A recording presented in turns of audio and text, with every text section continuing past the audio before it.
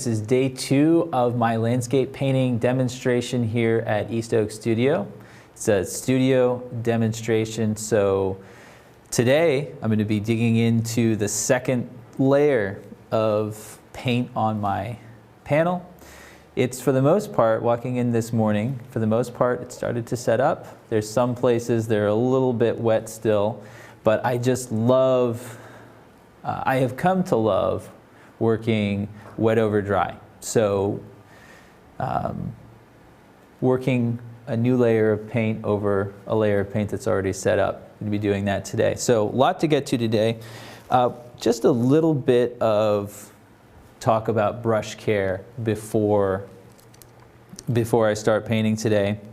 And I just want you to know how I take care of my tools. If it's good for you, then you can do the same. If not, whatever. As long as your brushes are clean and work. But I wash my brushes out with mineral spirits, then with Murphy's oil soap, which is an oil-based, it's a vegetable oil-based soap, but I wash them out completely with water. So I basically clean them in the soap until the suds are dry, rinse them with water, and then I clamp them like this. And I'm going to hold it here so that the camera has a chance to pick up on that. So it's just a piece of cardstock. Hold on, do that again. Okay. So it's just a piece of cardstock folded over with a regular office clamp. You can get them anywhere. Office supplies are found. And what that does is it just gives me just look at that edge. Just a perfect razor edge there. So it just trains my bristles to the point that there's a very predictable working edge there. So that's how I take care of my brushes. I got that from watching Richard Schmid demonstration videos, so I don't want to claim that as if I invented it, but it's worked well for me, and that's how I take care of my brushes. So enough about that. I wanted to talk a little bit more about my process of composing the landscape before I start today. So the basic idea with composition, just pointing at my studies here because they're good, they're fairly different for the most part. I play by the rule of thirds, basically, which just means that if you divide your panel into thirds, you want the horizon line and major centers of interest to the horizon line on the, I'm going to point here, on the upper or, and I don't have one that's on the lower third here. So they're all, for me here, close to the upper third or a little above. But if it was a mostly sky painting, I could easily put it down on the lower third and then the rest would be sky. So the boat, you can see, is on that lower third and so on. So I don't do it very often anymore, but for a while I was actually drawing thirds on all of my panels before I would go out into the landscape. Some landscape painters that I really respect were doing the same, so I thought I should try, and it was really helpful in just figuring out how to compose each time so that the, you know, and sort of the simplest way of conceiving of that is that you want to keep your center of interest off center. And that, I believe, is because as soon as you center something and everything's symmetrical, your piece feels resolved in a boring sort of way. So if you compare that to a hall table, if there's a vase in the middle of a hall table, you walk by the hall table, right? There's no, it doesn't engage you at all. If the vase is slightly off center or a picture on the wall is slightly crooked, it's difficult to just walk by it. You want to straighten it, you want to change it. And it's sort of the same thing in play by making sure that your center of interest is off center in your subject, because the viewer is engaged in a way when things are not symmetrical that they're just enticed to look at the piece more. And so in the way that You don't want it to be so off balance that it bothers people, but you want to keep it off-centered enough so that it's dynamic. So that's what I have here. If you think of the two on my study here, this right here, this boat, I'm going to clump these boats together. And that's a compositional choice too. Whenever you, well, let me finish my first thought here. So here and here, these things, they're not, if I were to put that, now imagine if I were to crop this right here, and this was all dead center, how dull that would be. So that's one idea, the rule of thirds. And then also, I actually sort of came up with this looking at head studies by different artists that I really admired. And it seemed like even though you sort of have a head that's just floating in space, they were connected to the bottom edge of the canvas somehow. So that's where I first saw this idea. Then I was looking through a book of Edgar Payne's work. And if you don't know Edgar Payne's work and you like landscape work, look up Edgar Payne. He's just fantastic. But in every single one of these head studies that I like, in all of Edgar Payne's paintings, and then I started noticing it in most of the landscape painters that I like, there is this connection to the bottom edge of the painting. So in my plein air sketches, because they're sketches, I'm not as worried about composition, but a good example is this. You see how this line connects to the bottom edge of the painting, right here. It's a lead in from the bottom edge of the painting, here, here, here, and even here, right? So because I see it in work that I like, it just seems like a compositional idea that works well. And so in my study here, you can see, just imagine this piece without that little bit of water that's trickling into this pool here. And you see how it would be it's difficult for your eye to get into that piece. So that's an idea about composition, having a connection to the bottom edge of your painting. So this is very intentional. This is not, this isn't something I just felt like doing on a whim. That has to be there. And so those are two ideas. Thirds, having that connection to the bottom edge of your panel. Two more ideas and then I'm going to start painting. Your angles, you don't want to, as much as you can, try to avoid mimicking the same angle and the same shape. So it's very tempting. I talked about this a little bit yesterday, but I want to finish talking about it a little bit more clearly. It's very tempting to mimic shapes and angles throughout your piece. We're looking for patterns. That's how our brains work. And once we have something that works, it's very difficult to deviate from that. We just sort of want to reproduce that throughout the painting. So, so the painting it sort of turns into more symbols of the things that you're seeing rather than accurate representation of the things that you're seeing. So they get to go to the museum, the art museum here in Raleigh yesterday, and looking at the landscapes. There were a few landscapes that were just, I thought, were beautiful.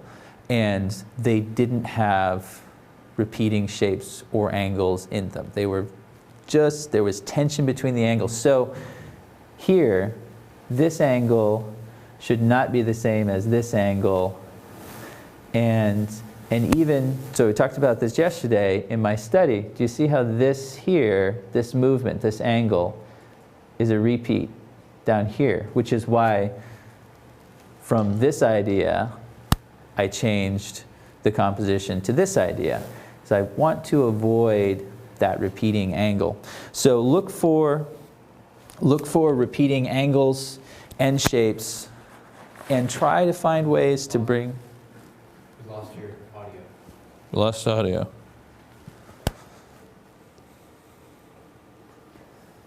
I see you back. No, wait, no, everything stopped.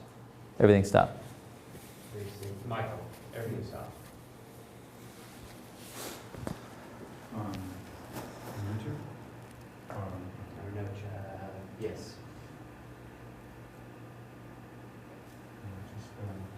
We can get out a sling if it'll read upload the same sling.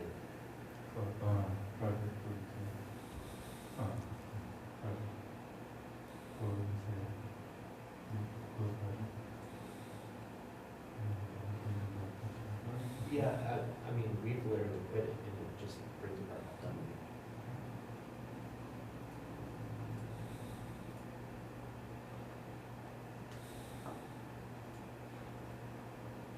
We do that with Richard.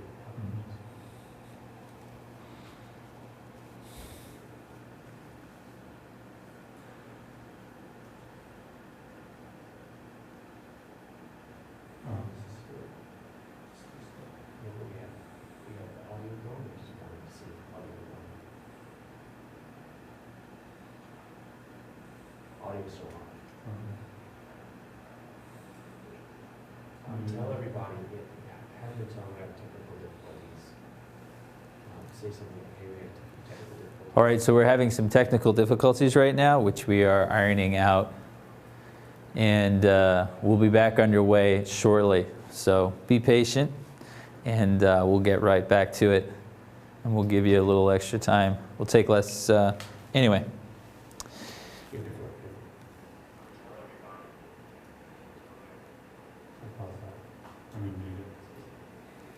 This one. All right, so we're having some technical difficulties right now, which we are ironing out.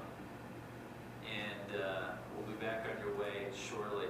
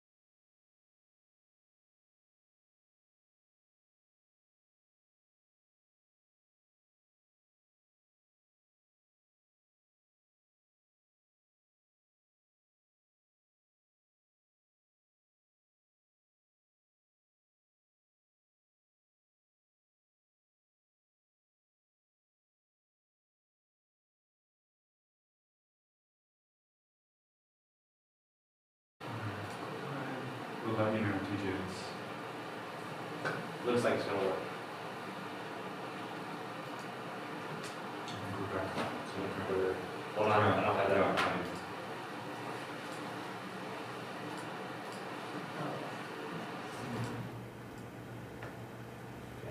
Go ahead. All right, we're back up. And I finish my little composition spiel here. So,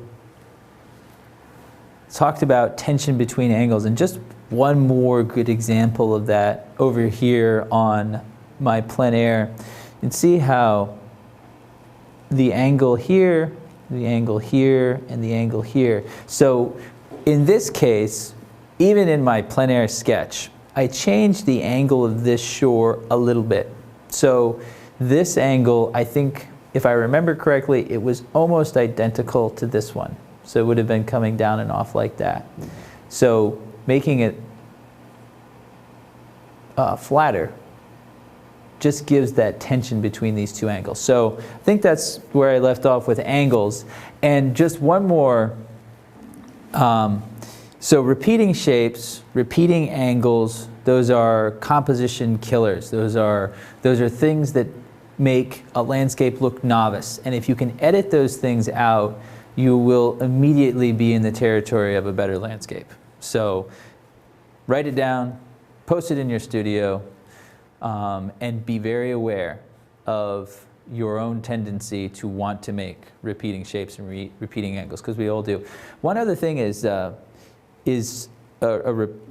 rhythm, or a rhythm, I guess, a line that has, and I'm pointing to my study here because I've created this this very problem in this study. So you can see what I mean here. If you were to take a line and draw it through these boats, do you see how there's this even sort of crest and trough all the way through? And so when you have something like that, it's as if, because you have this repeating rhythm, this repeating line, it cancels it out. So you lose what's dynamic about that line. So just imagine taking one of these boats out. See how just those two is so much more interesting? Or if you take this one out. Or this one. So anything to break that repeating shape, or that repeating line. So that's something I had to be pretty careful about here. Make sure that I'm not, because I think in this study I had that a little bit more. That's another one of those repeating. Do you see that? How that this whole shoreline could be canceled out as not being a very dynamic line because it's mirroring itself there. So in my actual painting, I've changed this, my little lead-in here, to be a little lower. And so you don't have quite the same line here to here. And I think, based on what so we're discovering this together, I think I'm going to move this over a little bit more yet, just to make sure that this is a dynamic movement through up into my painting and not sort of like that heartbeat, if you see it on a screen that just cancels itself out. So that's composition. And if you have any questions about that, send them in, and I'll get to them. Now, I said this yesterday, say it again. Coming back to the painting this morning, and at any stage in the painting, I'm asking two questions. One is, what does this painting need next? And if I can't decide what this painting needs next, then I say, what bothers me most about this painting? And then you fix that thing, right? So just deciding what to go for next. And as you arrive at that decision, it's important to ask, what's the easiest thing to see? What's the easiest thing to fix? And so that's my process. That's how I arrive at my next decision, next decision, next decision, all the way through the painting. So looking at my painting this morning, walking in, staring at it, the thing that bothers me the very most this morning is this edge, right? Because it's a nothing, right? It needs to look like pine trees, and now it just looks like a brown line with green on one side and a grayish green lighter on the other side. So I need to fix that. That's the edge that bothers me the most. That's what I'm going to do first. But then, and I started looking at this sky, and I feel like the sky could have a lot more variety of color in it. And I think I can get there pretty quickly because I do want to get through the rest of the painting. But I'm going to start off with the sky and this edge because those two things bother me the most. And I'm not making it up. That actually is my thought process. So even though there are other things to do in this painting right now, that's where I'm going to start. So I'm mixing.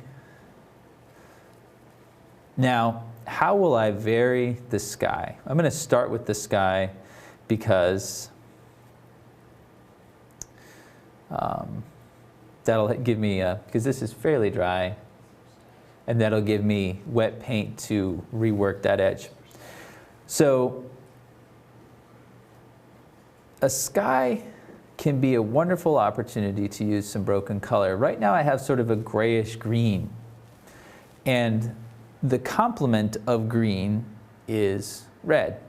So is there a way that I could introduce some sort of red to the sky so that I had two colors together that are complementing each other, and that would just give more energy to the color in the sky? So I'm just mixing white. I mixed some cobalt, I think, in with my white, so it's cool. I'm cooling it down, darkening it.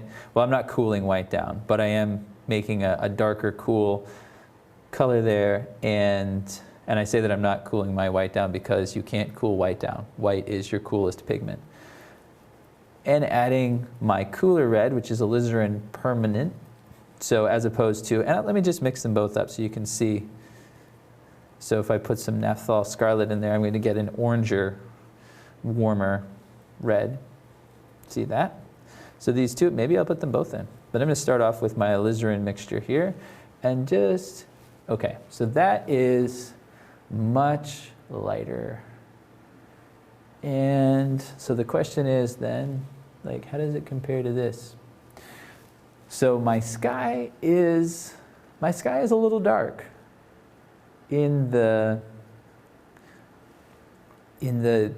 by comparison. This sky is lighter than this guy. And so the question, that's one thing that's actually nice about, one of the nice things about having a study that you've done in oil paint and you're working on the finished painting in oil paint, is you can compare. And which one do I like better? I think that I like the darker sky better. It's not my desire in this composition. So I'm using color and value to compose here. It's not my desire to bring a great deal of attention to this edge and the sky back here. That can just go back. I'm trying to bring your attention to these boats and then this rock and the interesting things going on around that. Sort of, you have this circle of interest here. I don't want to arrest your eye at the top edge. So even though putting down a few strokes like this is like, oh wow, look at that, it's bright, I'm going to resist the urge to repaint my sky and keep it more subdued. So that's the thought process there. This looks like it's going to be way too dark, but I think it's probably not. So that's just about the right value. And I'm not, so that's pretty thick there. I'm just dry brushing. And it's a sort of an impressionistic broken color idea here. I'm not wanting to paint the whole sky red. I just want to give the viewer a little bit more to look at up there. So I'm going to remix some of that gray green that the sky was and modify a little bit here. You can see I had red and I added a little bit green to it, so now I have that grayish green, mixing complements together. And it's a little bit different than the color, a little bit lighter. I'm going to add some more green to it. This is Viridian, by the way, so it's my cooler green. And my Viridian, I'm just going to quickly replace it here.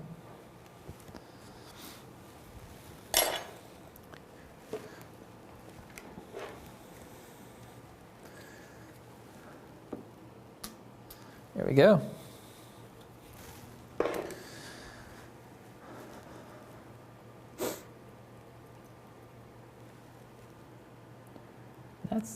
You can see these colors are they're much, much more pure.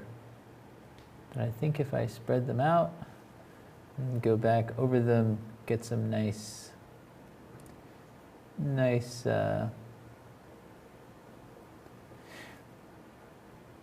variety here. But it is important that, again, so I said I didn't want to change the value because I didn't want to arrest the viewer's eye there on the top edge of my painting.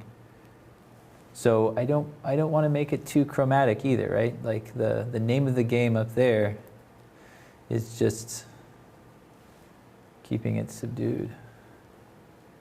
There's that nice gray, but especially up close, there'll be these little hints of stronger colors peeking through, giving me a much more interesting, so it's still functioning in that subdued and sort of the wallflower here.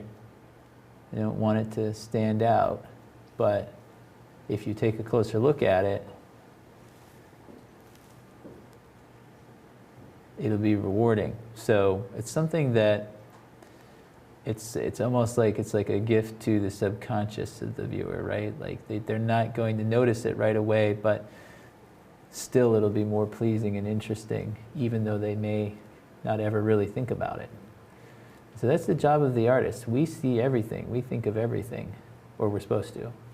And in our piece. And I often think when this is a little bit of an extreme example, but if you're describing something to someone who is blind and you're using words to describe something to someone who is blind, all they have are your words. And it's kind of like that with a painting. You're describing a scene to someone and all they have are your brushstrokes. So try to make all of it, it has to fit together, has to make sense. There has to be a hierarchy, right? But try to make all of it as rewarding as possible. Even the things that may be overlooked are still as rewarding as possible. So I like that a lot more. It's just, there's sort of a shimmer now. I could go back. And so I don't want to get hung up on this because this is the sort of thing, you know, I could spend all morning playing with this. Of course I could, but there's more to do. But I am just going to add a little bit of this warmer red, just gently.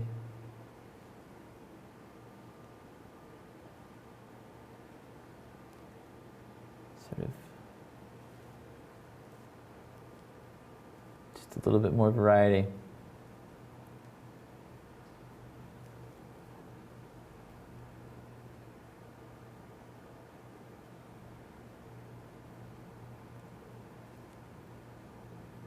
And this sort of using complementary colors in the sky, something that I was looking at in the art museum yesterday. Edgar Payne does this really well. George Carlson, not George Carlson, I think George Carlson as well, but John Carlson, the author of John Carlson's Guide to Landscape Painting. If you look at some color images of his work on the web, he's really doing this, just, you know, red and green, more intense than here. So I picked it up from my heroes, and that's the sort of thing. It just, something works really well. Try to find a way to apply the concept in my own work without trying to mimic the style necessarily. Just to figure out why the idea works, and then how can you incorporate that into your own work. So now, here I go. I'm softening this edge. And it looks, these first few inches look so much better already. So it needs to be softer because this is distant. And there's a hierarchy of edges. My harder edges are going to be closer. My softer edges are going to be in the distance. And that's going to be one of the ways, for the most part. I mean, there's some exceptions, right? But for the most part, that's going to be how, one of the ways you can tell the distant shapes from the near shapes. Part of that idea of atmospheric perspective.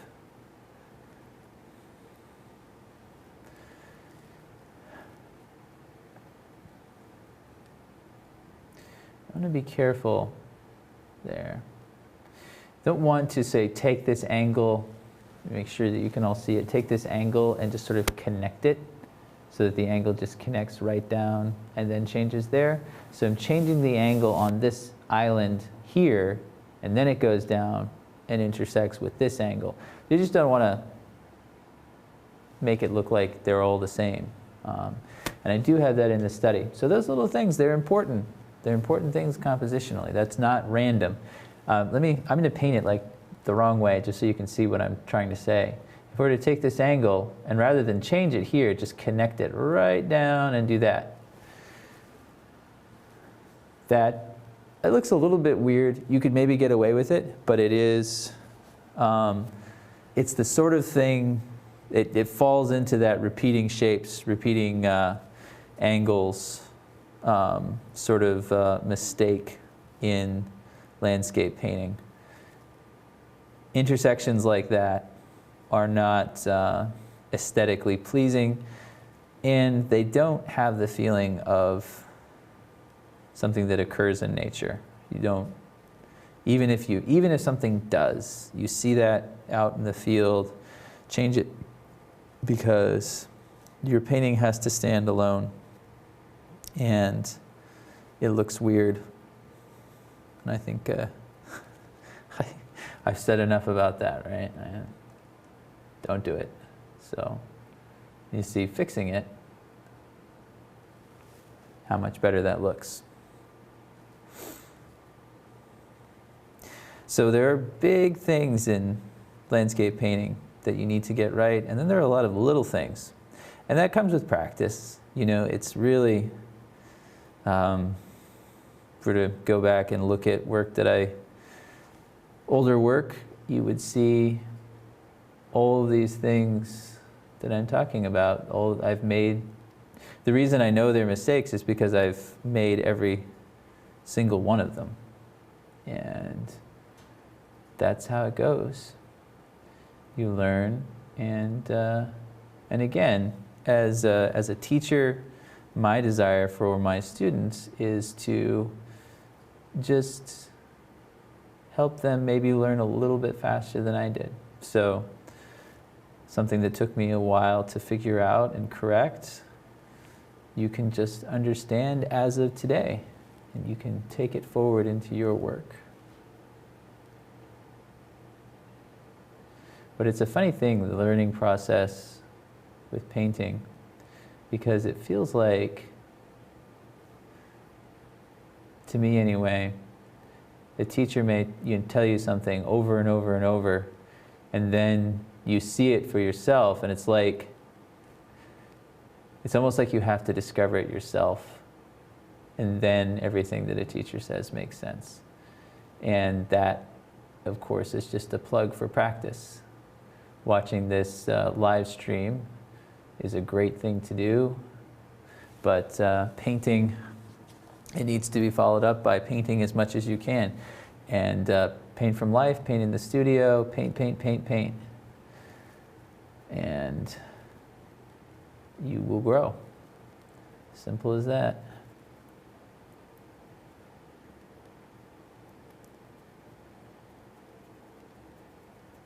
And the more you grow, the more you'll be able to see. And so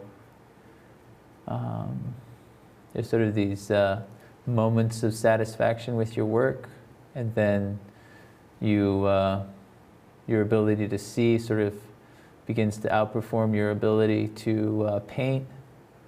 And so there's, you continue to struggle, and there's that sort of frustration that you can't make it look as good as you want, and then your skill set catches up a little bit with your ability to see, maybe for a painting or two, and then the process repeats itself. So, if you feel frustrated with your work here and there, that's you and everybody else. So we're all striving to paint with more accuracy, more authenticity, compose in a meaningful way, all these things. So, and right now I'm varying this edge. I'm not going to paint the pine trees in this flat shape. I'm trying to use this edge to show the viewer that the island is populated by pine trees.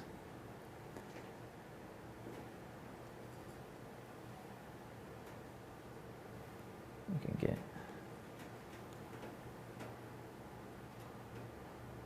And that is, so the first time this idea was presented to me is if you're painting a furry animal,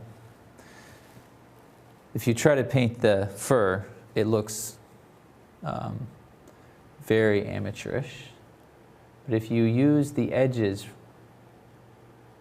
where the creature's body overlaps whatever it's surrounding, the surrounding things are, or where value changes happen on this furry creature's body, use those edges to show the texture of fur, and the viewer's eye will read that as a furry animal. And it is the sophisticated and really more realistic way to paint something like that. So the pine trees back here, all I need to do, I think, is tell the viewer using this edge that they're pine trees. And for the most part, I think the viewer will just believe me.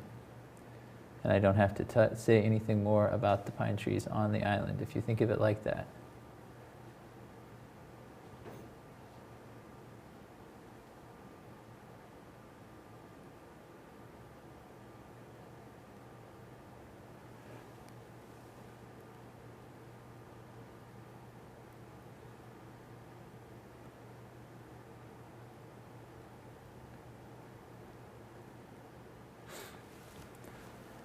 Stepping back. All right, so I think back to how awful that edge looked 10 minutes ago. That's much better. I'm much happier with that. And now the next thing that bothers me is this. There's something off about this color. I don't know if it's, I think it's too dark and too blue at the same time. So if it's that dark, I think it needs to be a little warmer. If it's that blue, it needs to be a little lighter. Does that make sense? That it doesn't make sense if you squint for the way atmospheric perspective works, that it have that distant of blue, because the bluer something is, the more distant it is, but still. So something that dark and that blue would be a mountain on a very clear day in the distance.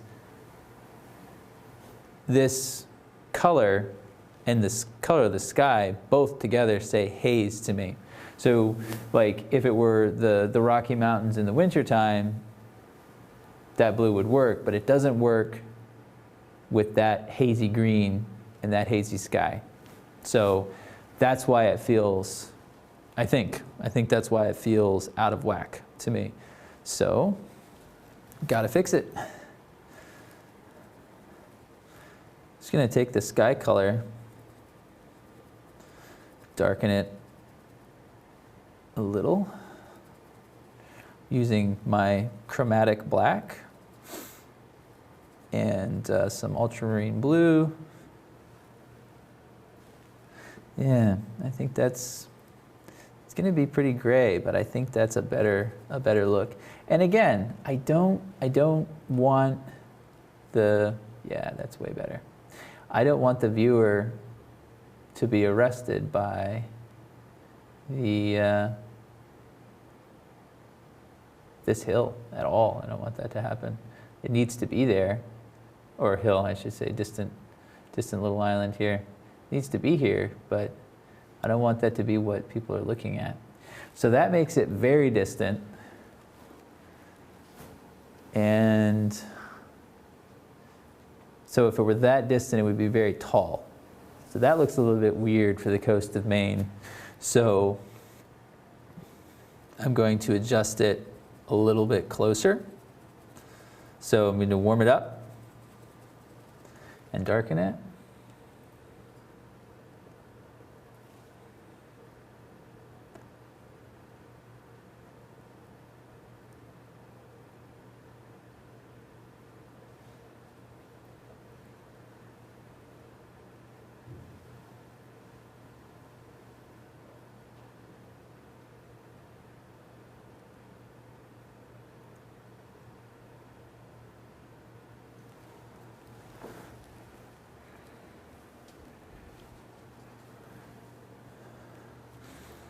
little darker and greener still, because it is, I assume, also populated by pine trees, which are green. So the closer I get, the more I'm able to see the local colors of the objects on this distant island.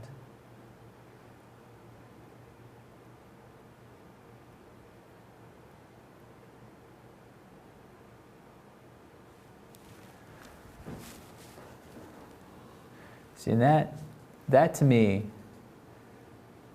like, at least for now, and I may go back and address it again, but that temperature and value just like fell into place. That's what that should look like. It feels hazy, it feels distant, but also it feels like that time of day. Everything about it I like better. So that's the sort of thing that, you know, in the process of asking what bothers me the most, like I couldn't leave it like that. I couldn't just go on and paint something else. Like it was too out of place. And you see how subduing it like that, and I'm just softening that edge. Still have a little bit of that burnt sienna. And I'm particularly with the, so that, some painters leave those burnt sienna lines, and it's part of the, and I'll leave a little bit, but I don't like to leave too much.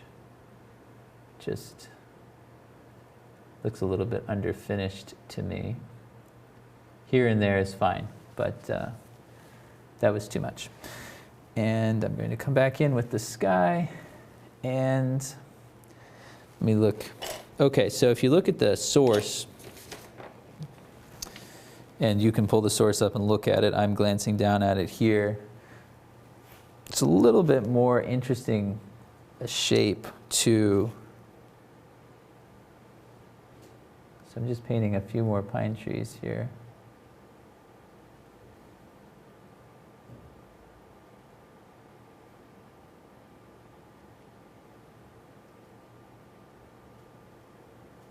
A little bit more interesting a shape or a line.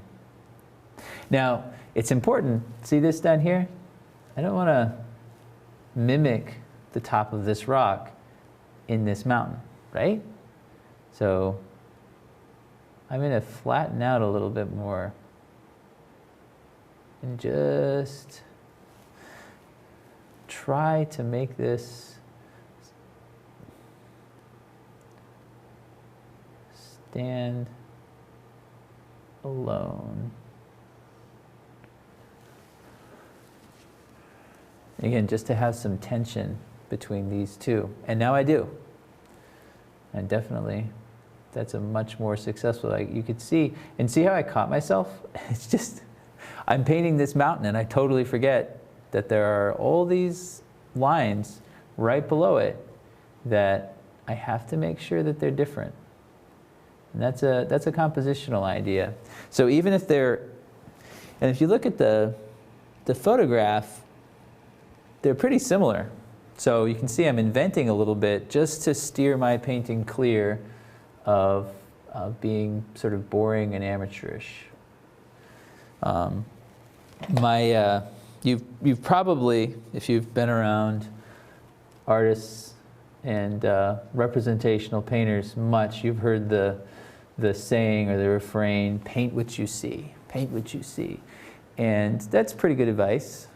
But my teacher, Brian Jekyll in college he would tell us, he was my college teacher, and he would say, paint what you see with understanding. Like, understand what you're looking at and don't just slavishly copy what you see. So right now, I'm trying to apply that good advice. And that back there, that's starting to feel resolved to me. There's more to do, but the way that the sky, the far island, and the near island are working together, that harmony, this is why I paint. I love doing this sort of thing. So, and again, if you've ever taken and a little tip there, excuse me. If you've ever taken a plein air class from me, don't really have time to go into that sort of thing much because the light is changing. The light is not changing on my subject this morning. We have good, consistent light, and I have time to really delve into these ideas. That is we'll fix that at some point.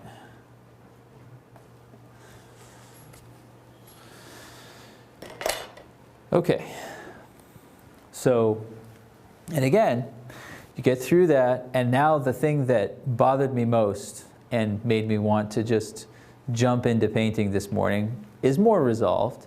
And so now the next question is, okay, now what? Now what? And we have about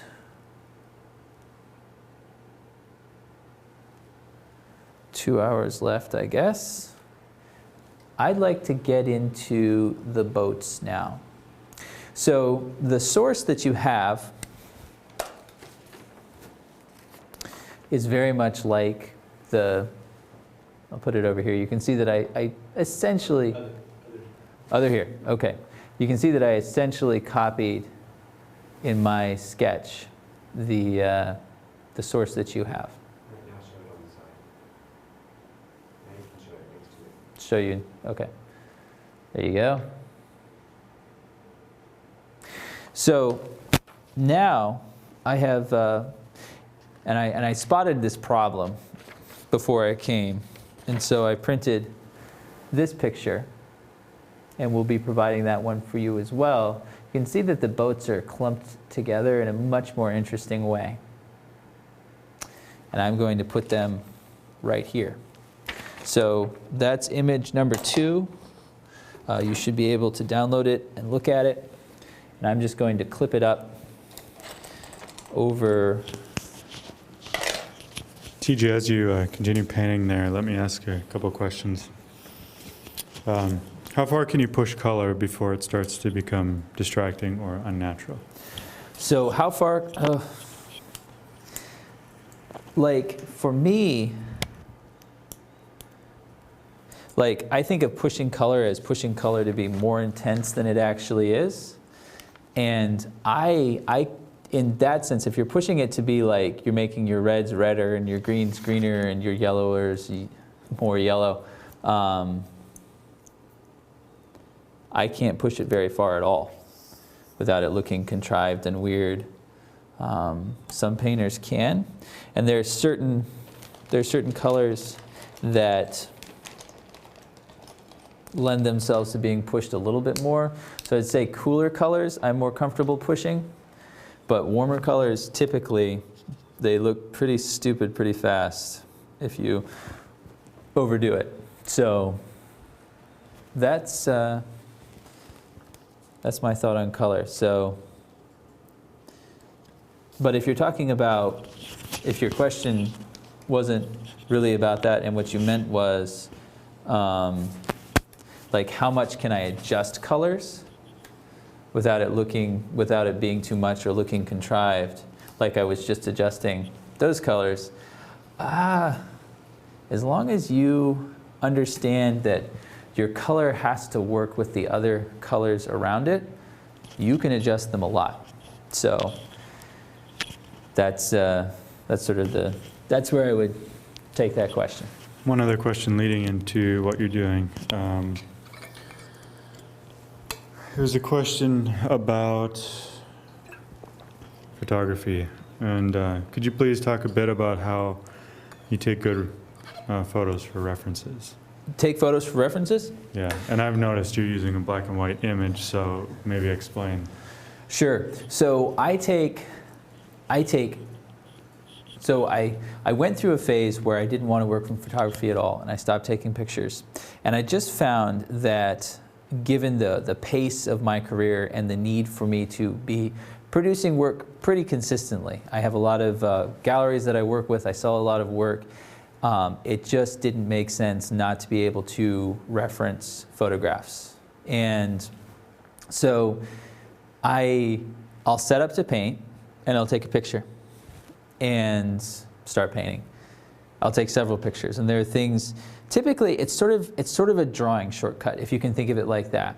So I could go back, I could do a sketch and then go back and do a really careful graphite drawing of all the details and intricacies of the thing that I didn't capture in my plein air sketch. I could do that, but instead of doing that, I take photographs like these boats. I could draw those boats from life, you know, and in some pieces, I've allowed myself the luxury to take long enough to do it without really using photography. But most of the time, it's much easier. You can think doing a plein air sketch, and then I move on, and I have these photographs that I can go back to later. So think of it as a drawing aid. So that's one. And then the other, so and how I actually progress. So I take pictures of things that are details and so on that are going to be helpful to me in composing a piece, and I take a lot of pictures. And then, so throughout the painting process, the light's changing, right? The light is, you know, the sun's coming up or the sun's going down, one or the other, right? And I take pictures throughout of the different shadow patterns and so on. So sometimes I'll set up and I'll paint a piece, and I really liked it when I started painting it, but by the time I'm finished with the painting, in this case, it was, you can see the tide. I painted this one, and the tide was in more, and the light wasn't as warm. The sun had gone down even more, and the light was warmer, and the tide was lower. And then by the time I took the pictures, the tide, you could really start to see the shore. And this little piece of shoreline is not showing at all here. That's just water up to the pier. Thought that was even more interesting, but I had 3 hungry children with me, and it was already past dinner time, so I couldn't paint another sketch. So I took some photographs, and so that's how I use photography. I don't copy my photographs. If you sit down with a computer screen, or even worse, a print of the color, you know, it just, you will not get something unless you're, you have to understand the way light and life works. So there are some exceptions, like there are painters I know that don't use anything but photography in their work.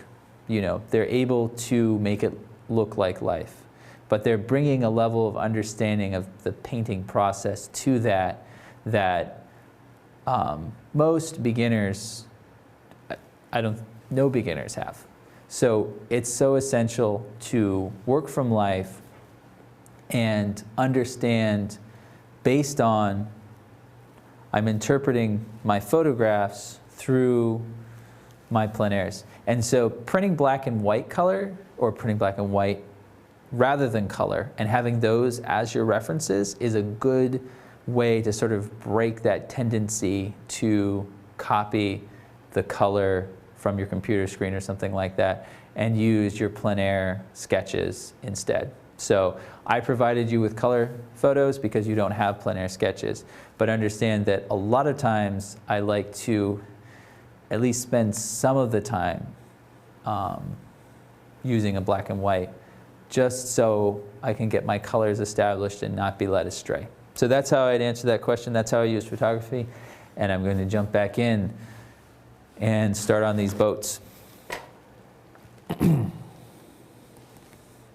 Now the boats are white. The light is warm. So they're a little bit of, if you can just titanium white with one of my yellows. And I'll be right in the ballpark for placing them. They're lobster boats. And interestingly, I have a cousin who lives in Maine and dates a lobsterman. And so she was telling me, we met up, actually not in Maine, but I was telling her about my adventures painting in Stonington, and she said, oh, they They bring more lobsters in through Stonington than any other place in Maine. So it's a really authentic fishing town in Maine. It's not yuppified, so she said. So these are lobster boats, and they're the real deal. So that's pretty cool. And I find that I tend to be drawn to those sorts of industries in my work. I love painting old New England barns. I love, tractors and farmers and cattle and all that sort of thing. I think they're like the roots of society, and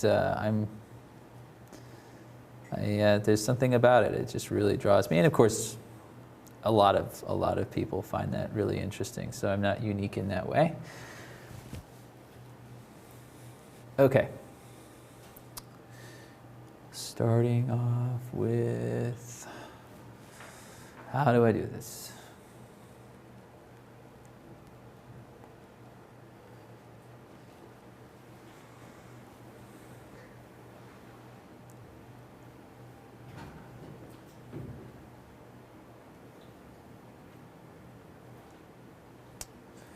So this boat right here, that's kind of what this shape is. It's going to move it out a little bit. And I'm going to bring blue paint back in to cover over my mistakes here. Oil paint's really forgiving, so it's nice to have that. It's nice to have forgiving friends. It's nice to have a forgiving medium. Forgiveness is a good thing. So I will be able to make it look as if it was right from the beginning, hopefully. That's the idea.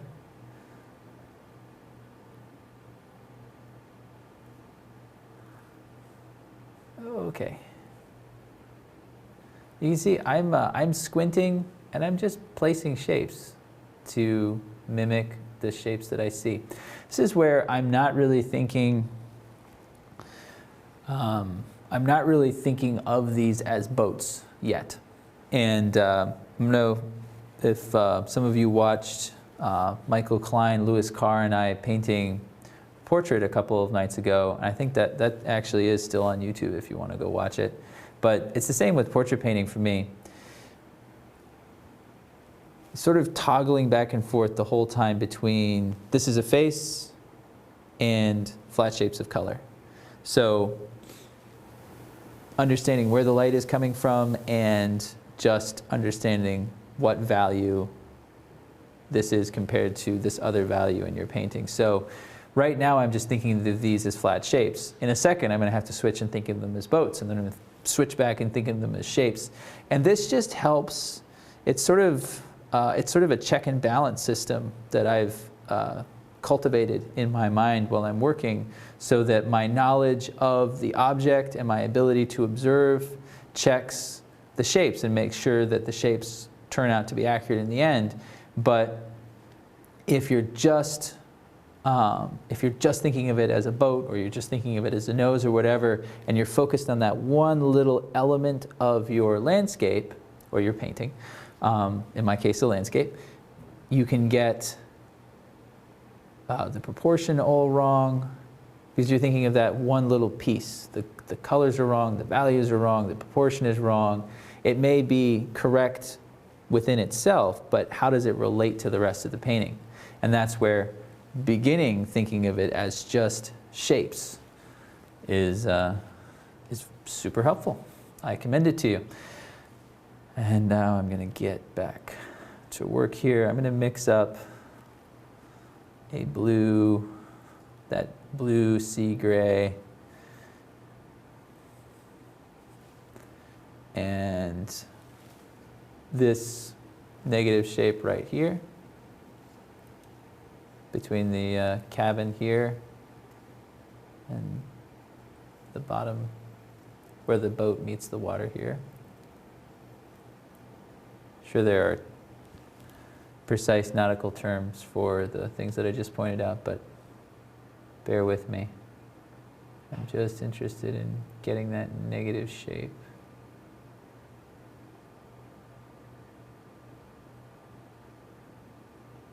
I'm just going to keep pulling that out. See, look at that.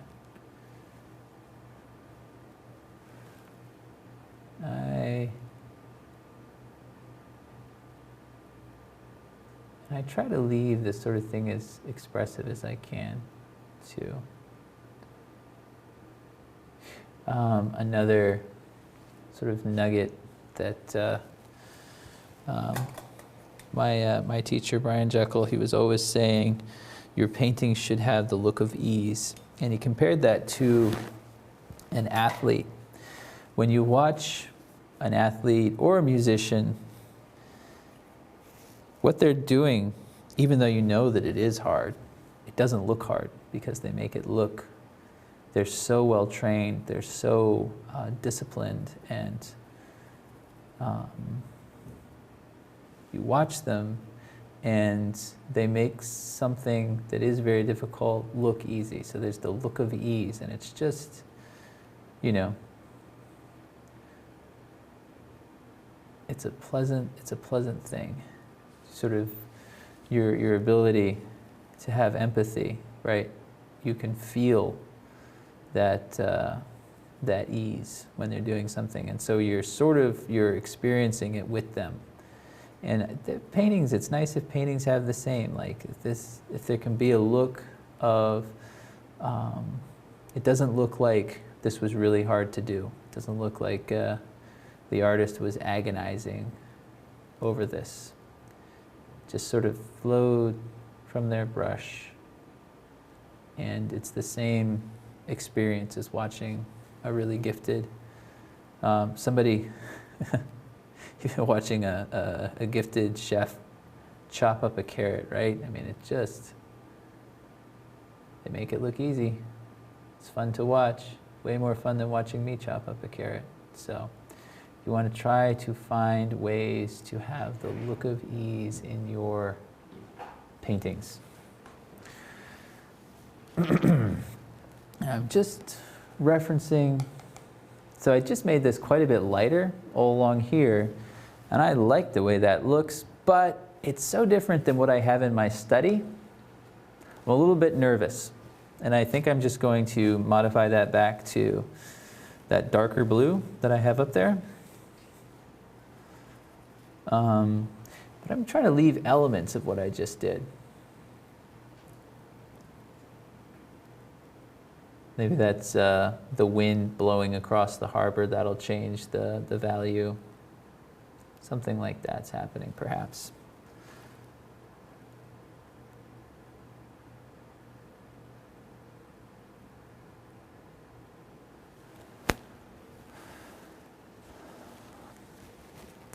I'm going to take a soft brush and knock out a few of these false highlights. I'm not as concerned with the water as I am with some other things, because that kind of gives you a shimmer on the surface of the water that is believable. So sometimes that's actually very helpful. There's one painting I was working on where it was a rocky cliff down to the water, and then the water, and they were essentially the same value. So by handling I just kept the shadow on the cliff very thin and very smooth, sort of a glossy paint film, and then used very thick horizontal strokes. And it made it look like the difference between shadow on rock and shimmering water. So that was kind of where I discovered that trick. And it's been helpful.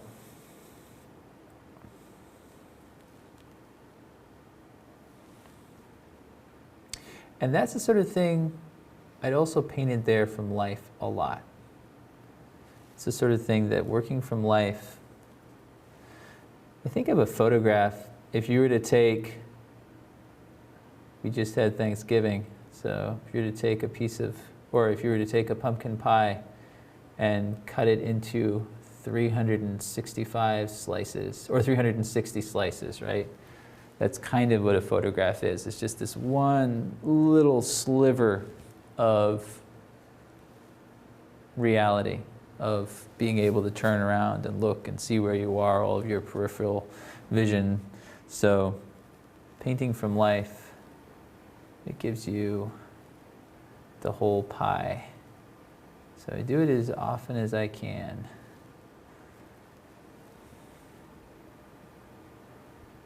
And I follow some of you on Instagram, and I know you're taking this class, and I know you do paint from life a lot as well. So keep it up. Sometimes it takes a long time to get to the point where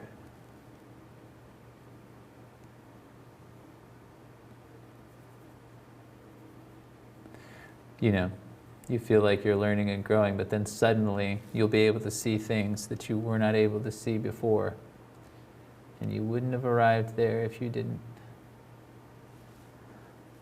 put in the time.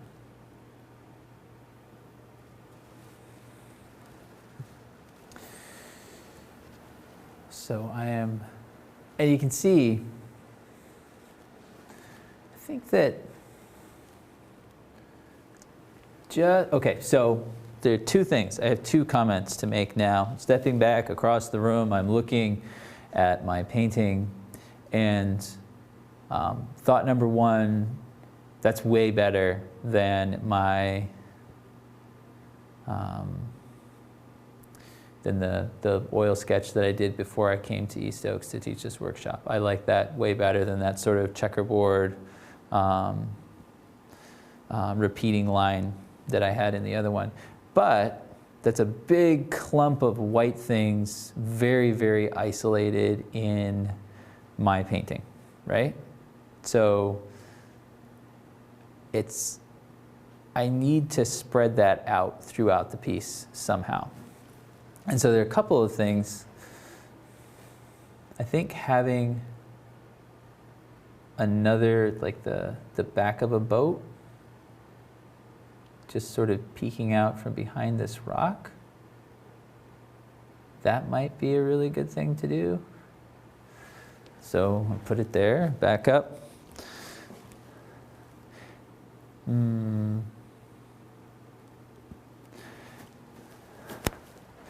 So let's say that it's at a slight angle.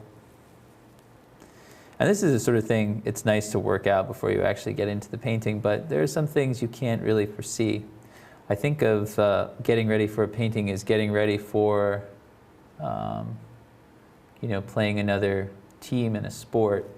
Like, there are lots of things you can do to prepare, but you have to have a flexible strategy while you're playing the game. So that's the back of the boat right there, which is in shadow.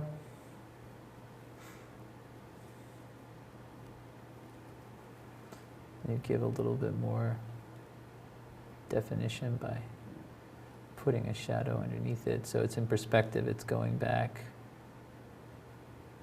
to do it a little bit more. And then this I did have in my source. There's a boat docked down here, just on the other side of these rocks, or moored, I guess the boat is.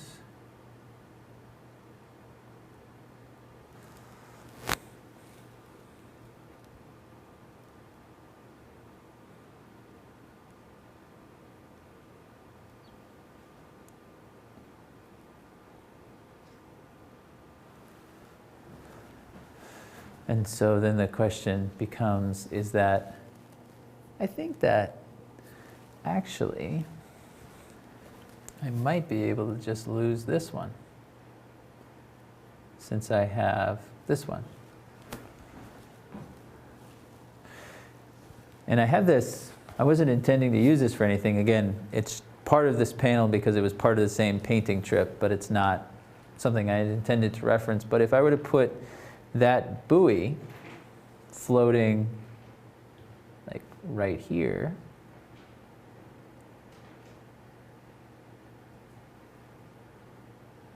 notice I didn't like center it right between these two. That's another thing when you're composing. Even, I'm going to move it over a little bit more, but even if you don't have your main elements centered, and then you start centering things between elements in your painting, that can sort of have the same effect in a smaller way, and it won't ruin your composition, but it doesn't help you at all. Let's see how moving that so that it's definitely not centered between the boats and the rocks, or the boats and the rock, one rock over there, and it's not centered between the bottom of this boat and the top of this rock, and it's not centered between here and here. All those things, it's important. I think that one thing, maybe this top boat, it is kind of, there's something about it that's bothering me. So I think it's actually maybe between the top, it's kind of centered on this rock. So just move it down a little bit. But the reason for putting it in, and I'm happy you're all watching this. This is unscripted. wasn't planning to paint a buoy in here. So you're getting to watch me screw up my painting and fix it in real time. But I think that carries me through the piece more. And I think once I start to bring out some of the lights a little bit more down here, that'll help. But for now, I'm going to call it good and keep going. But I really, really like the way this is shaping up. I'm confident that this is going to turn out well. Just need to keep moving.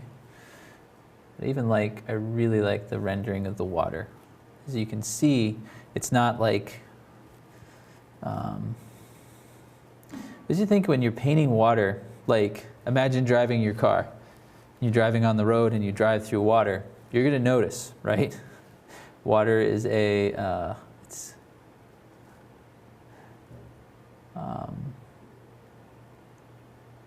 is a very like you can walk along the shore, but as soon as you start walking in the water, it's going to slow you down a lot. So I don't want it to seem like a vapor. I don't want it to seem like a painted wall. It's a substance that needs to be represented as something that has a lot of power in your landscape.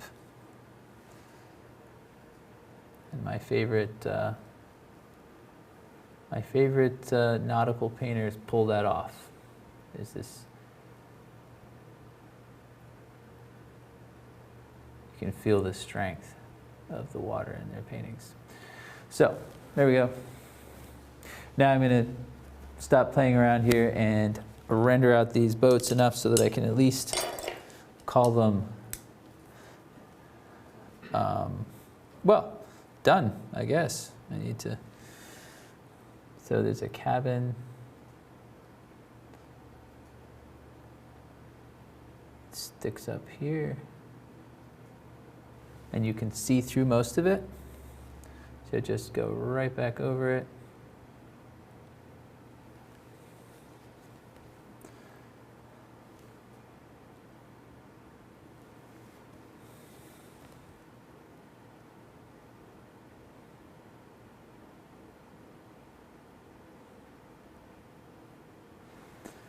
You can see how, like, the order of the placement of these shapes is just, I'm just placing them in the way that is easiest to manipulate them. So I made the whole cabin and then I put the ocean back through. And you can see that in the source. Something happening in here that makes it darker.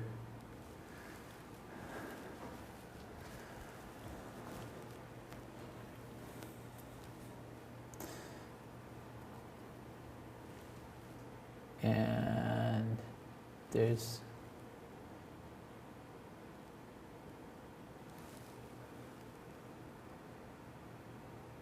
change in that line there.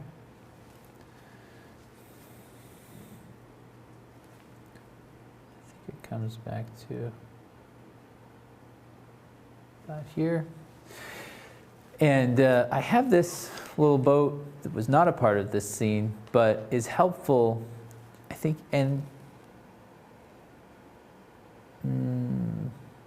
yeah, that's really the only place I have it, where the boat meets the water. And I saw this in the photographs as well, the color photographs, so you can see it too. There's this warm little line that must not be left out. I'm trying to finish this up.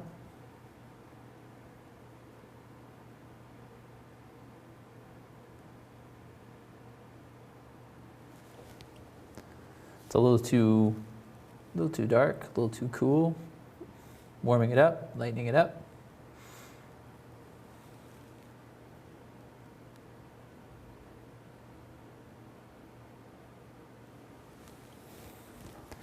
Backing up.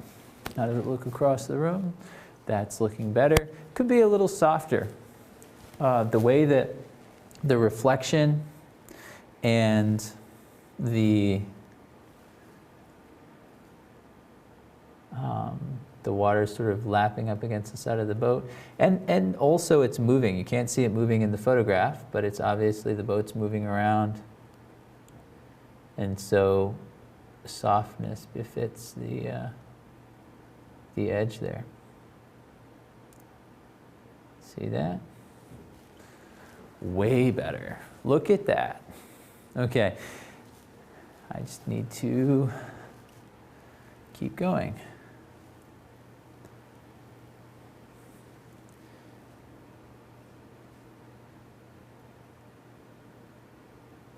Just adjusting this shape. So I had the basic placement. How does the top of this boat line up with the top of the other boat? It's a little bit below, like I have it, but it was worth checking. I always love when I check a measurement and I was pretty much in the right ballpark. Makes me feel like all this drawing practice is paying off. How do these two shapes compare to each other?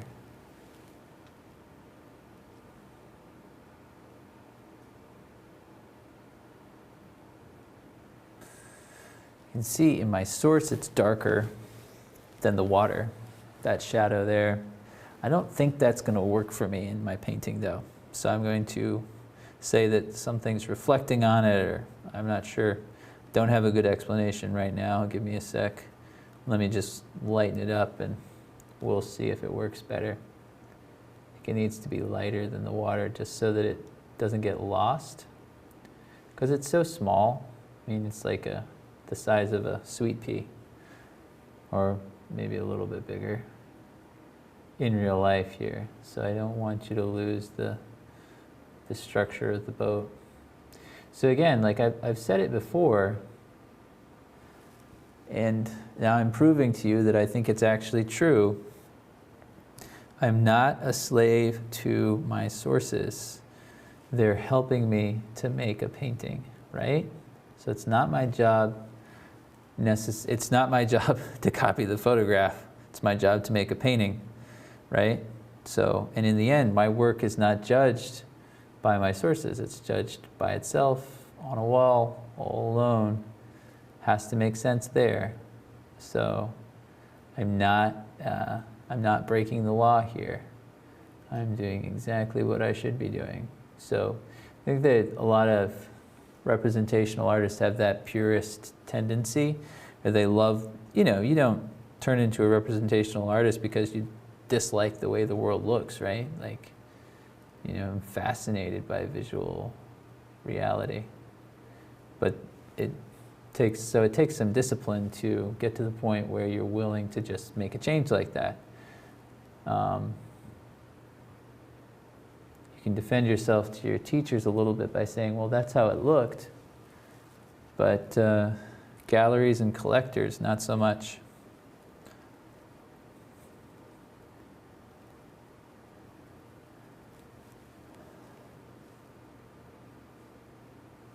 So this shadow part of the boat in front, in the very front, overlaps here. And you're starting to see down into that boat a little bit as it's closer to us and below our eye level. Eye level's up here, just so you know. The eye level is the horizon line. So all of these boats, you're up on a little bit of a hill from this perspective. So all of the boats in the harbor are sitting below your eye level. So the closer they are, if you were to bring one all the way up into here, you could see right down into it. As they slide back on the picture plane or on the horizontal plane here, you can see into them less and less. And that's the same idea. Let me go. If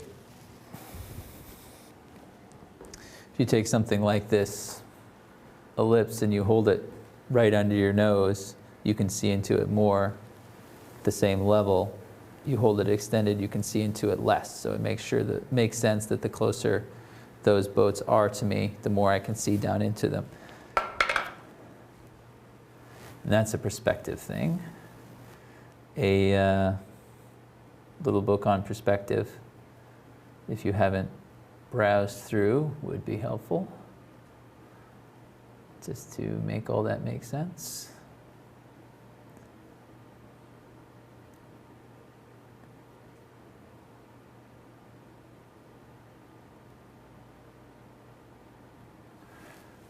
Okay, so here we have, I didn't plan ahead.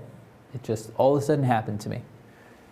You can see how the top of this boat, in that dark there, so that lines up perfectly with the bottom of this boat here. So this is like a continuation. And in a photograph, again, the way that we look at photographs is like, oh, that's what that is. You don't really question photographs. People question paintings. So we've got to change something. This boat's got to come up, that boat's got to come down. You can't have that line all the way across because it's very difficult to understand in paint strokes what you're even looking at. I think my best bet is to bring this boat a little closer to this boat, so bring it down in the picture, slide it toward this front boat here.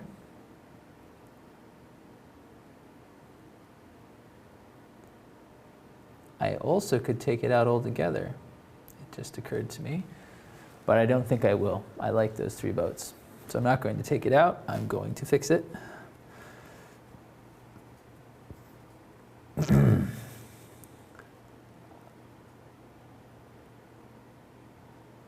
So if I lower,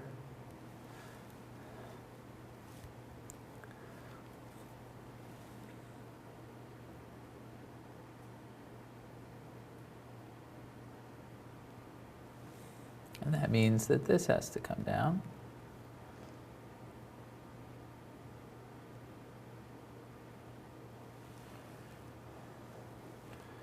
And this has to come down.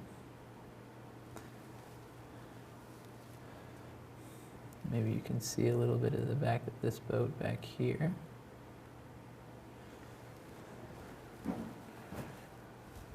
And all of that work so that I can lower this.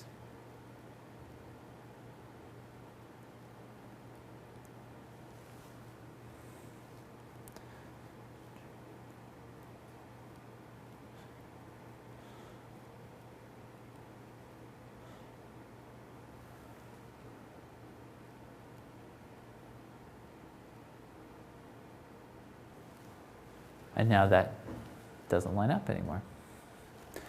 Success.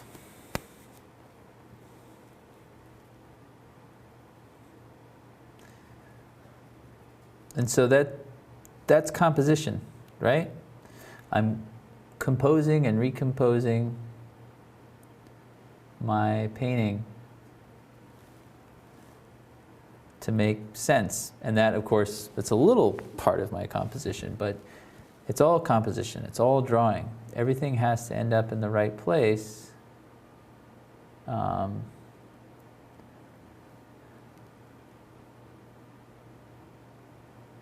that idea of a chain is as strong as its weakest link. So if, you know, and especially with something like the center of interest, which these boats are destined to be, if you have something that looks really dumb there, it's going to be hard to enjoy the rest of the painting. Right? It's like if the first 20 minutes of the 2-hour movie are awful, most people aren't going to make it through. So if the first thing that you see, which is your center of interest, the first thing that your eye is really drawn to, isn't satisfying, you know, this nice little rock is not gonna save the painting.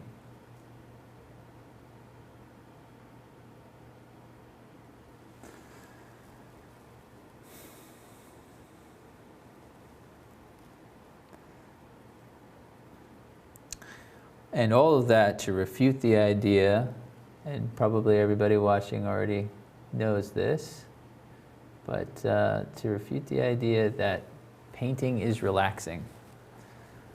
I'm having a great time. I love this. I'm not relaxed. And if I were, my painting would be ugly. So.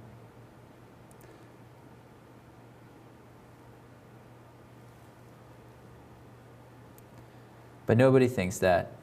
Everybody thinks that, I remember my first landlord saying to me, every day is a holiday for you. And someday I'm going to start a blog called Every Day is a Holiday, The Life of T.J. Cunningham. But I haven't done it yet because I haven't had time. Anyway. I think painting, it takes a lot of discipline, it takes a lot of diligence, it takes a lot of thought. Sort of, the brushstroke is almost the last step in the process. It's everything that goes behind your brush to put your marks in the right place. Years and years and years of work. It just, it's funny, I'm 31 now. I graduated when I was 22. From college, and so the years are stacking up for me, and I still have a long way to go, but that's the fun of it, right?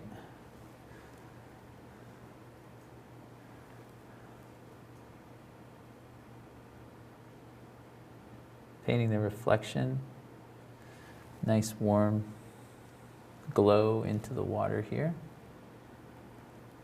It look like the water is moving, and just going to make a darker, warmer line across. Now, it is a pretty consistent line in my source. If you can see my source, it's a pretty consistent line all the way across. And I'm not going to, again, that idea of, well, I shouldn't say again because I don't think I've used this example yet, but if you finish a circle, if you draw a circle and you finish it, and it's a perfect circle, it's not very engaging.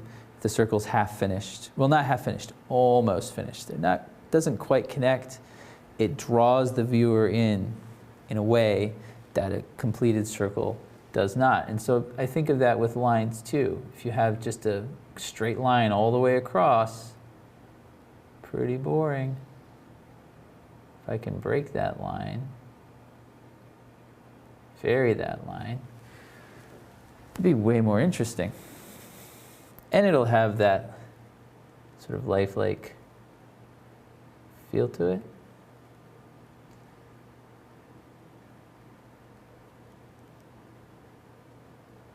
Because it's moving water, right? My photograph has frozen the water. But in the painting, I want you to see moving water. So I'm softer edges, broken lines, whatever I can do to help the viewer see what was really there. I want you to experience Stonington with me. We have a comment and question from one of the viewers. They said, in folk literature, 3 is a magical, important number. It occurred to me as you were deciding to keep the 3 lobster boats together that perhaps 3 is an important combination in visual art as well. Was this in your mind as you decided to cluster the 3 boats? It was not, but good point. Good point.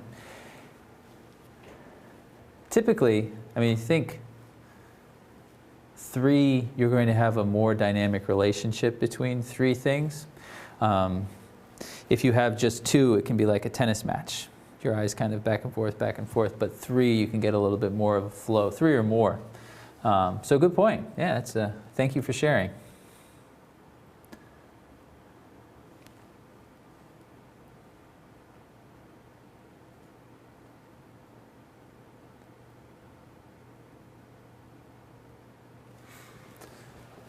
Okay, so I think that the shapes are refined down enough so that I can start. Let me see. Check the time here. So we have about an hour and 20 minutes until the end of the painting day today. So I have time. I'm going to take my. Oh, I think I can get even smaller here. My little, it's called a rigger. So it's a number 2 rigger by Robert Simmons, again, but it's not a signet brush, it's a white sable, so it's a synthetic. It looks pretty messy when it's dry, but as soon as you load it with paint, you can get that point back. So I'm gonna grab a drink of water real quick.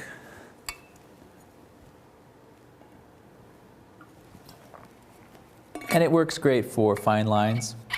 Palette knife edge works well for fine lines. So you have some different options here. This, just thinking of knives and tools, this is a carving tool, not a carving tool, excuse me, a sculpting tool for clay.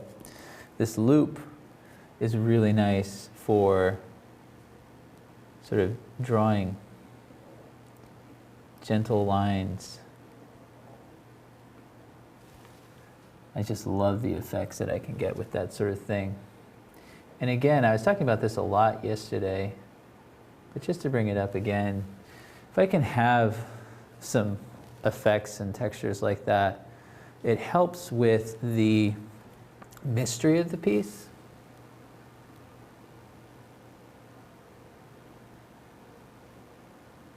That's another way to break that line.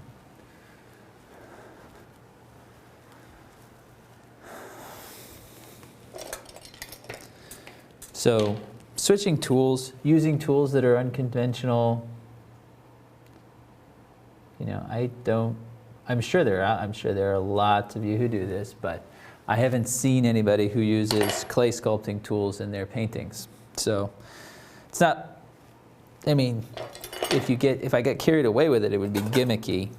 So it's not that I'm necessarily trying to stand out from others, but just trying to be creative in the way that I apply my paint. And you should too. So I'm sharing that with you in hopes that you'll maybe use that and think of more. Reestablish that edge. And that edge is so much more interesting than it was even just a minute ago. So, okay, but I was talking about getting into some detail and I got sidetracked.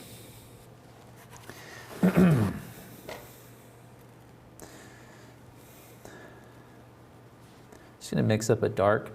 It's not, you can even see in the photograph, that's not very dark, but it's darker. These, I believe, windows on a boat are called ports. So any of you who know about that sort of thing, I hope I'm getting that right.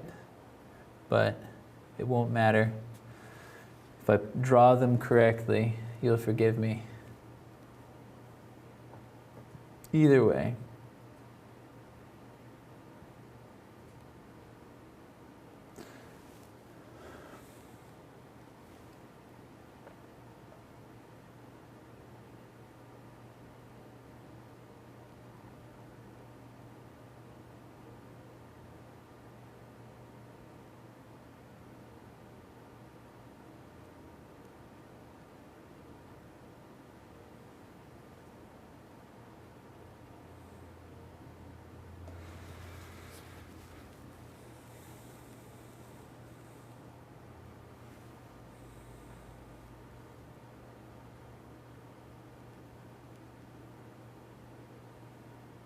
So if you think working small to large here, this is, for me, these are the tiny, tiny shapes in a painting.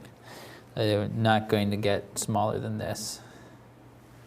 But you can see that I demonstrated my process of small to large by placing these sort of big blocks of light on the blue field of the sea here, and then I refined those shapes using medium-sized shapes, and now I'm working into tiny shapes. So that's the process there on display. That's how I do it.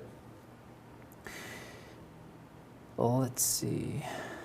The windows or ports in the ones behind are a little less defined. This is actually a box. I think that's where they put the lobsters, right there.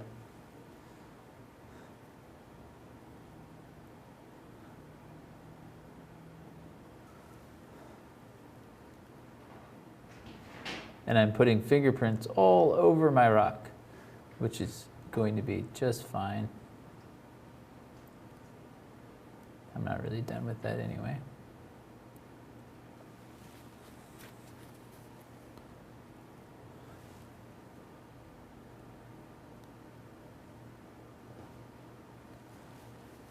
Okay.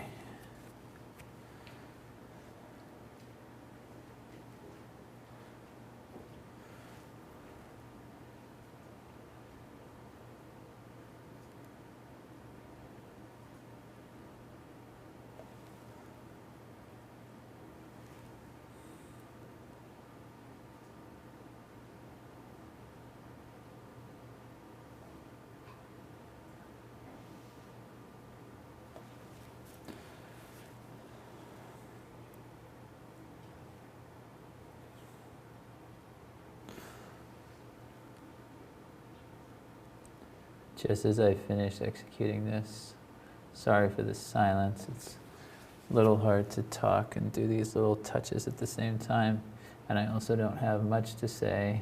I'm just trying to, well, actually, you know what, I'm trying to be, you can probably tell, I'm trying to be painterly in my rendering of these various details. I'm not trying to be sort of a draftsman drawing a blueprint of a boat here. I'm not really interested in that. I could, so it's not like I can't. I want to, and I can't, and I'm making an excuse for myself. The work that I'm drawn to has that mark making, and by mark making I just mean you can see the evidence of the tools that made the painting, right? You can see the brush strokes, you can see the palette knife strokes, you can see the texture of the paint. That's what I like in any painting, still life, portrait, landscape. My favorite painters are people like Nikolai Feshin or John Singer Sargent. They're very, very different from each other, but in their styles you can still see the marks of their tools loud and clear. So I'm going to lighten those windows up just a little bit back there. Where the little bit jolting. There.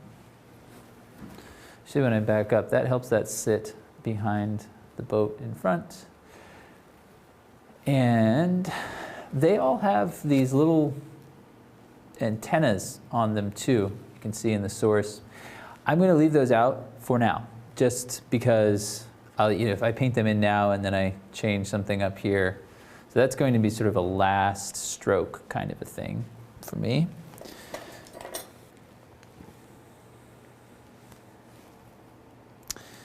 And we have about an hour and a quarter left.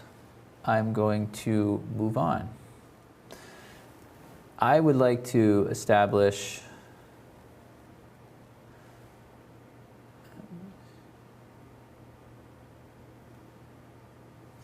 I would like to establish this shore a little bit more in the time that we have left. And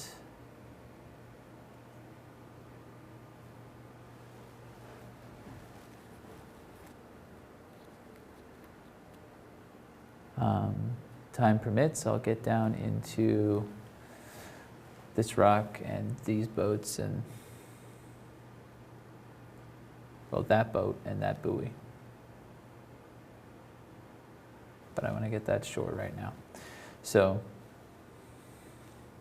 in my studies I have, so at the later day study, that's pretty warm back there, pretty warm and pretty light. There's a lot of contrast between the trees and the rock. Here you can see it as well. You can even see like a little bit more shadow in the modeling of the trees back there. So the light's coming from over here on the right side. The shadows are on the left. So that could be happening here too. This big is casting a shadow back there. I'm just going to refine a little bit as I wind this down back here completely.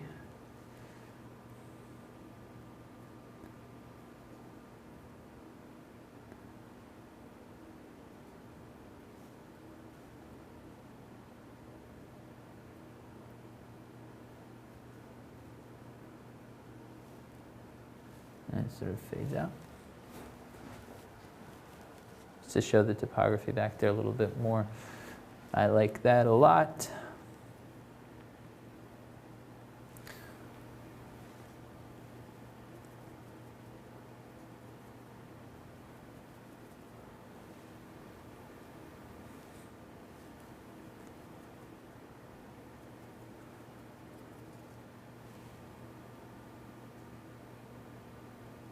Bring that, make that angle a little bit less severe. That's a little cool. Warm it up.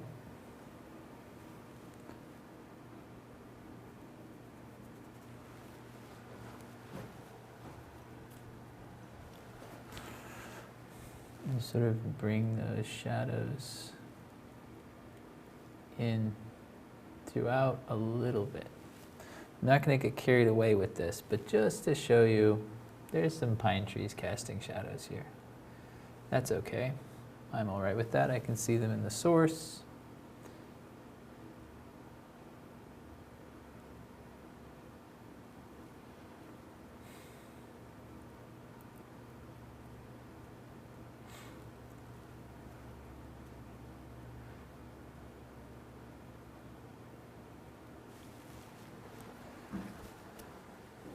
I think that makes more sense. And then you get down into these rocks, right? They're quite a bit lighter. They're pretty warm. They can't compete with this, right? Like, have to be careful as I render them that I don't. So for instance, in this plein air sketch, I was in a hurry. And they're pretty much the same. This is a little bit grayer back here, but I wouldn't repeat that in this piece because we need this to feel like it is definitely behind. It's across the bay or across whatever this water is. The harbor, it's across the harbor. So it has to be grayer. So there you go. Even my plein air, I have to interpret my sources, all of them. I can't, again, I'm not going to display this piece with the plein air to prove that I was just copying my plein air, which I copied from life, so it should look like this. It has to be convincing. So I can even take, I do this quite a bit, take this and put it right there. It's grayer. Just to compare the two. Now remember, the tide is low, so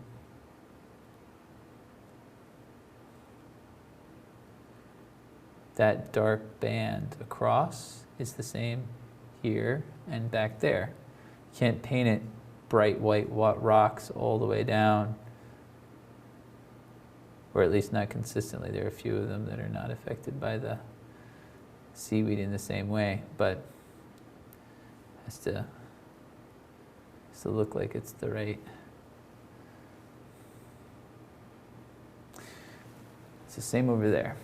It's consistency. That's the word I'm searching for. And notice, I talked about this yesterday, and you can see it. This sort of main cliff in the source from yesterday and in my study is more over here. But I think moving it over sort of completes this arc across. Your eye uses it to get across this big space more successfully.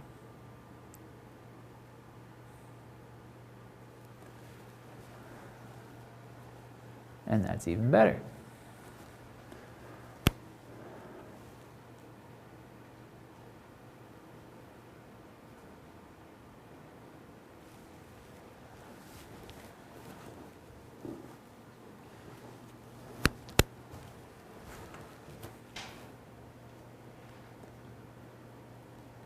Two reasons for backing up a lot. Reason number one, kind of gives you fresh eyes. You can kind of get some distance and not have the same vantage point. So that helps you see how the painting looks. And the other reason is, unless somebody's standing, in a hallway with their back to the painting and they turn around and look at it, the first time somebody sees it is going to be from across the room. And it's going to be viewed from across the room for most of its life. Most people, I don't think that many people, I need to start watching how people interact with paintings. Artists come up and stare, but most people really, they just sort of look at the painting from, across the room. So I try to paint my paintings in low light because they're going to be viewed in low light. And I try to paint them so that they look good at a distance because they'll be viewed at a distance. So these things they're not random. Yeah, it's a reason why you want to do it this way. This right here is too cold. Just it's not warm enough. I need to modify that. I think that's better. Okay. And this dark right here doesn't really make sense. So I'm going to modify that as well. I'm just going to go across, subdue it a little bit. It's a little bit too contrasty for being way back there. That's looking better. I'm liking that quite a lot. It's a fine looking island, I think. These reds, though, need to cool down a little bit. They're a little too much. And this is where having this study is nice. That could be a really nice color because it's at a different time of day, but it's the same sort of shoreline.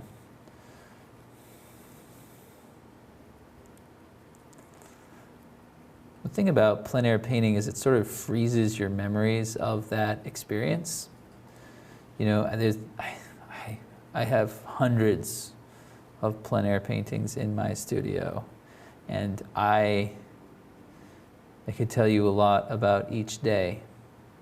And when I was painting it, because you're just so sort of in tune with that time. So, and the more miserable you are, cold or hot or pestered by flies, the more you remember it. So it's another reason to have plein air paintings on hand to sort of reconjure the memories I'm way more connected to this scene than I would be if I just jumped out of my car and taken a photograph and jumped back in my car and drove away. Now, that's, it's not that I couldn't make a painting using just one source like that, but this is way better. And I think that makes sense. Won't labor the point. You can see how cooling off those darks are, it's really giving me some more distance here. There are just little pieces of those nice warm colors that still stick through.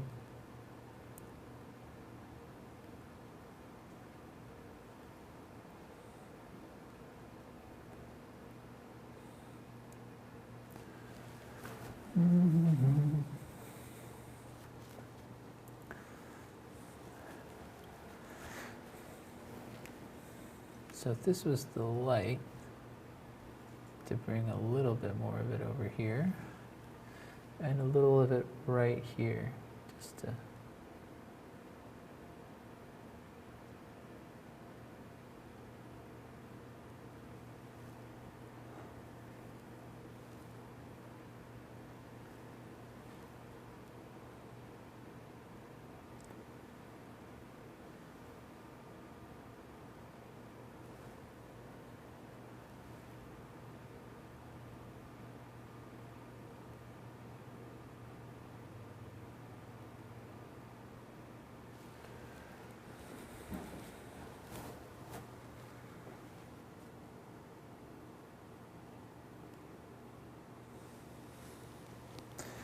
all right. And even I'm starting to leave the horizontal stroke glare on the ocean, and I think that's giving me an effect that I like. I'm sort of walking back and forth looking at how the lights from above interact with it, and I think that's going to work. Now that's something, it can dry and I can sand it out or scrape it out. It's not set in stone, as it were. Nothing about an oil painting is. I can't imagine carving marble or something like that. It's like the least forgiving, I would assume. But I don't know anything about it, so I won't say anymore. Oil paint's forgiving. I'm just going to soften those a little bit. I don't need to be quite so strong.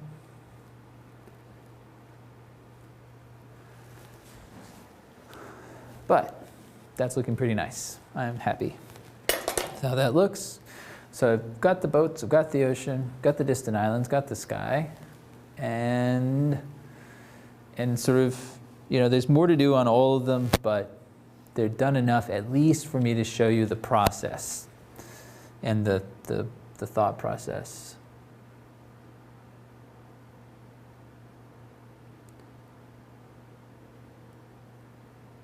This is how I refine. So that's what I mean by process. Like it does, like the thought process doesn't change, it's just more of the same.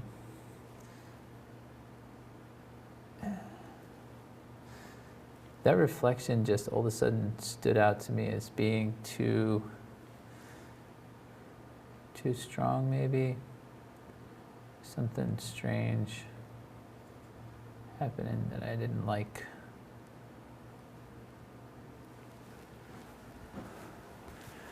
I think it's important to cut some of these blues back in.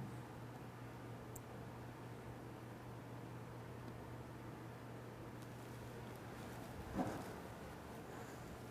think I like that better.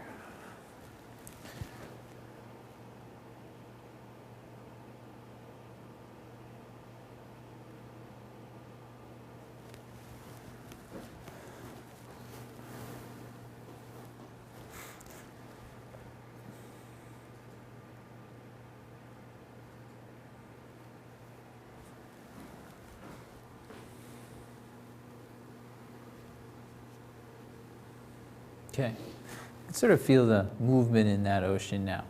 These boats could bob up and down. And so we're sort of back at that question, what does the painting need next? What bothers me the most? And it's funny because I wasn't planning to do this next, but now it's like, oh man, that's a mess. Because it's just pretty raw, pretty undeveloped there. Everything else is a little bit more finished than that is. So I'm just going to jump in over there. I don't have a good plein air of that side, you know, so it's sort of basing that off of what I know about over here. So it's one of the reasons to paint it after I've painted some other things that I had good sources for, so I can more easily bring it to a finish. Before I start, with that in mind, I'm going to, so looking at this, that really stands out. The top of this rock in the light really stands out from the ocean behind. It does in this source as well. And so I think I've lost it a little bit.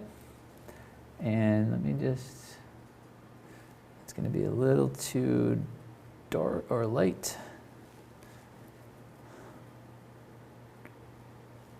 Just need to warm it up, lighten it.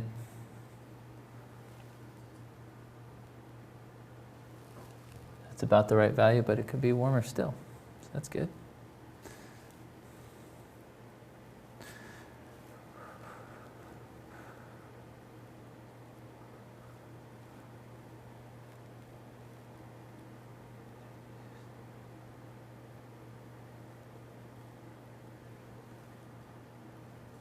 Yeah, see that?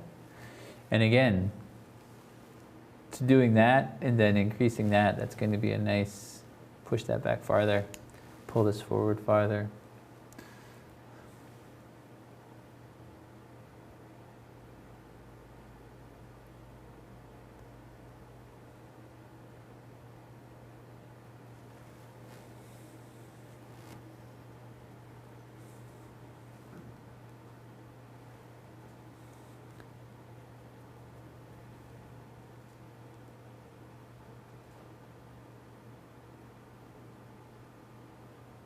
Get the top of the rock in.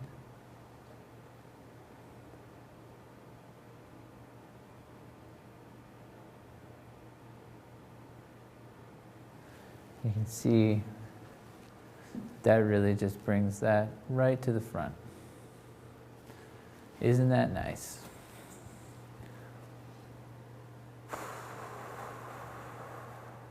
And now I'm just wondering, is the contrast between the part that's above the tide mark and the part that's below the tide mark, is that a little too much?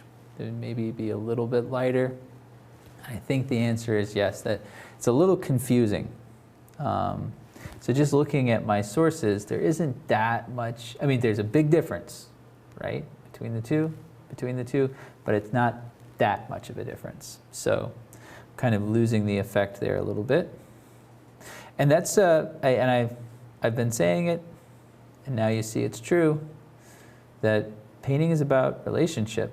So the relationship between these two was correct, but the relationship between this and the ocean and the island behind was incorrect. So I changed that. So now this is in, the relationship between this color is correct to these, but now this one needs to be adjusted. So it's just this set of relationships that if you change one thing, you're probably going to have to change others, which, you know, depending on where you are in your process is like, oh no,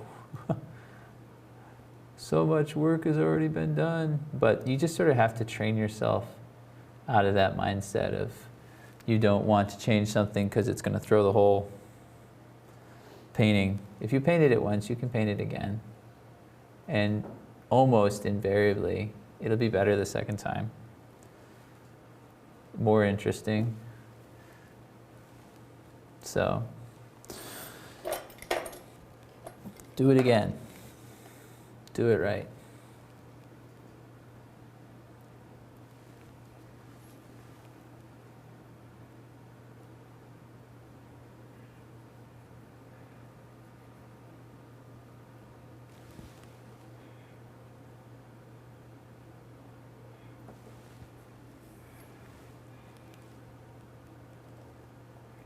That's nice.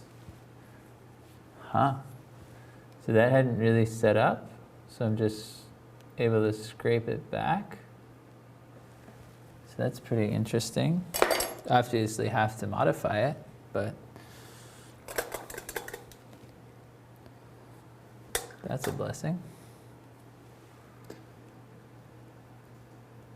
Just gonna lightly go over that.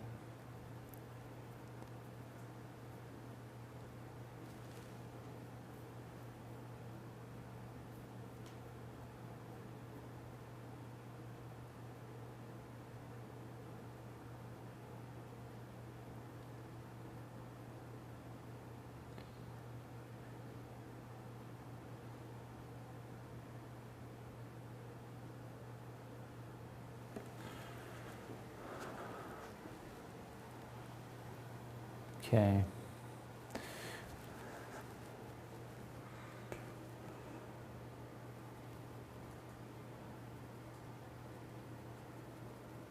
So I told you I was going to paint this, but I'm painting this.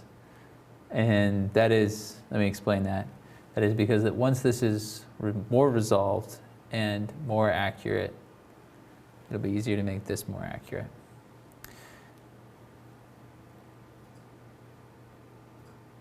That's why I am going in this order.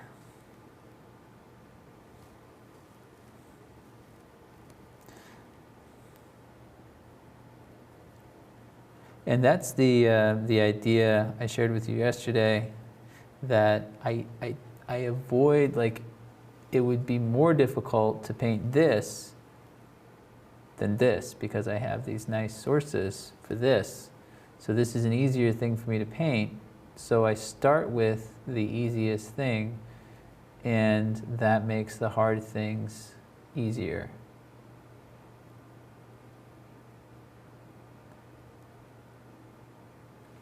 It's a good way to problem solve.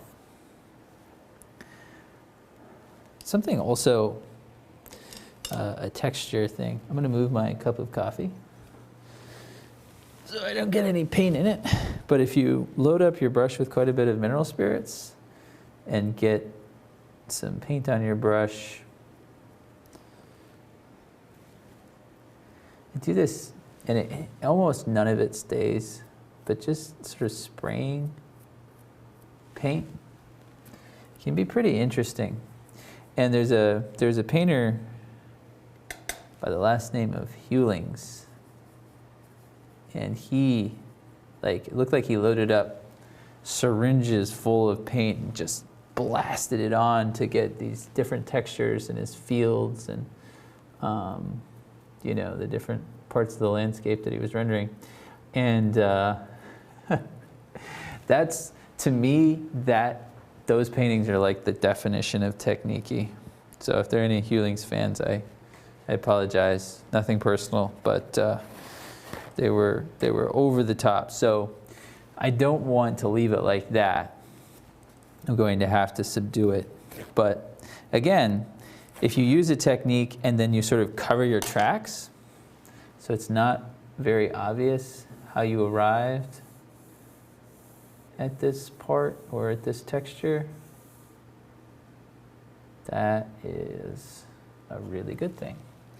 And so I don't think you'll be able to tell what I just did there.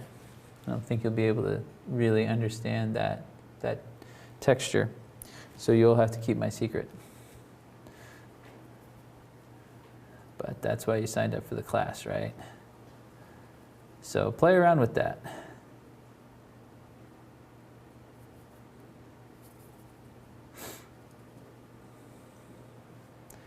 Okay, so now it's time to and they're like these lines in the rock, which are pretty nice. You can really see maybe water was higher, the water was lower.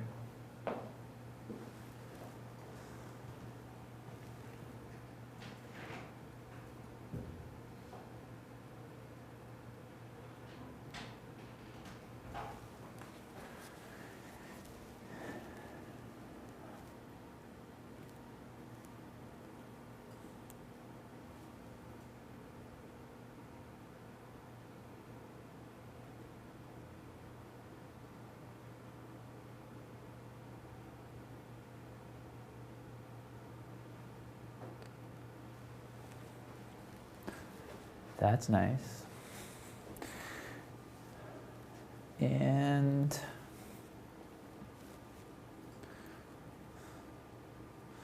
just to re-sculpt this, I really love, if I can just step back, that texture there I think is just beautiful.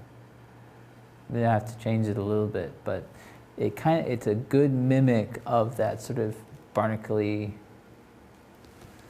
texture that's the sort of the patina on the rock.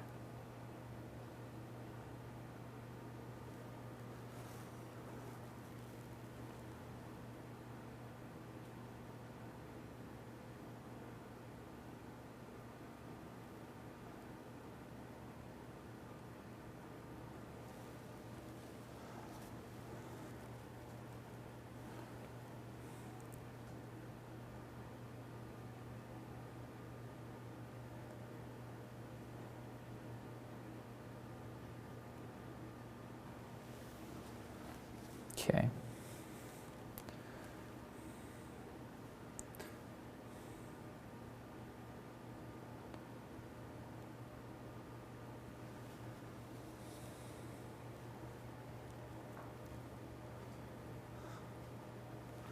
And I'm cooling, this is a plane that goes, so the rock comes up, it goes in, and then it comes up again. So this is sort of like a bulge in the rock that sticks out from the rock. And so I want to show the sky on this horizontal surface.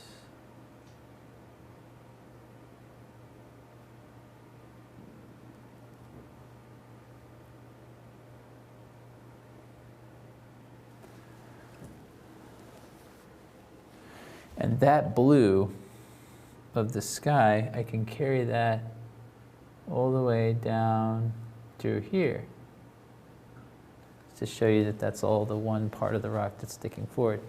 I think that's very effective. I think that's very, very effective.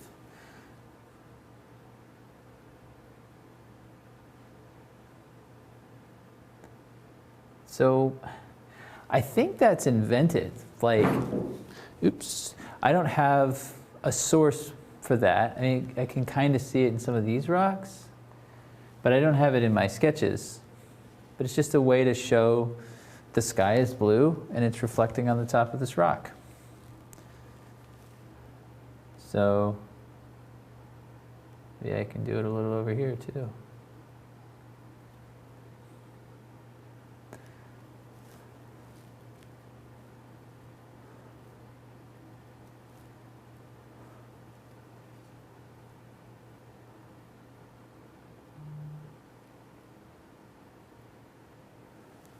Okay.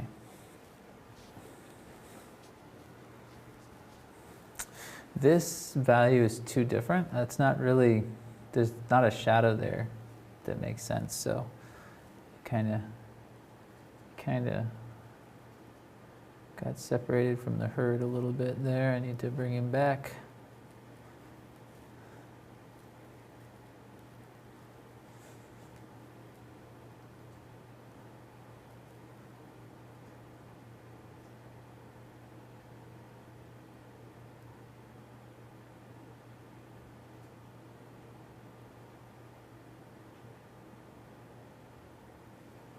That's better. Yeah, okay. Now with all of my little pinky prints and reworking this rock, I've lost a little bit of my rock shadow over there.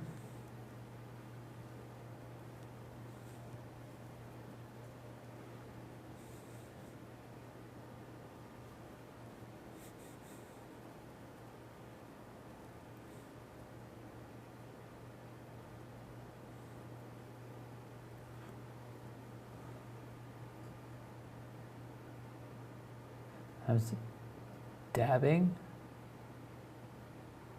Again, I see this texture and it makes sense what it is. It's just that this spends half its time, I guess, submerged all these little sea creatures living on it. And so it's not smooth. If you were to rub your hand across it, you would really feel all those little critters in their little houses. So I'm trying to mimic that with my brushwork. And I think that's working well. So, you know, I was talking yesterday, or at the beginning of this demonstration, and let me repeat myself, that I am not the sort of painter that has one brush stroke for everything. I strive to have a different brush stroke for, you know, the different things that I'm painting. So, step over here, step back, look. The brush strokes for the sea are different than the brush strokes for the rock. So that I can have that, and I think of it as when you're listening to someone who's very well spoken, they don't use the same word over and over and over and over. And so I think of it as being well spoken with my brushwork. Just learning different ways to say, you know, similar things, but as colorfully as I can. So.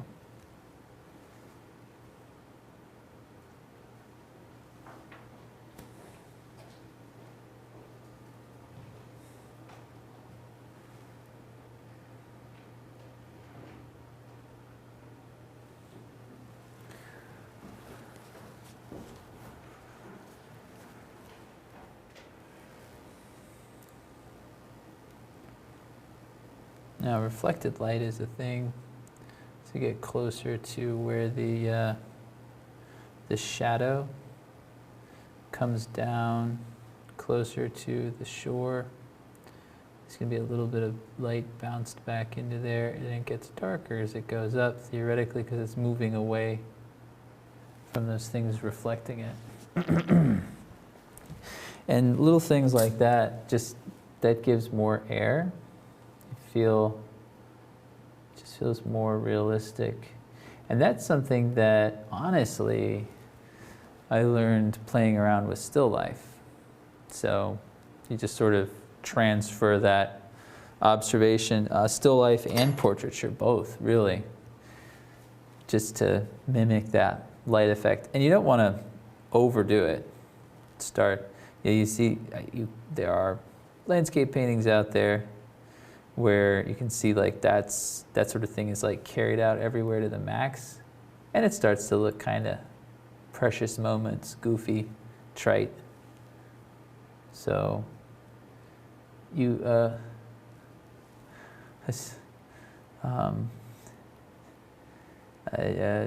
garlic powder is a good thing.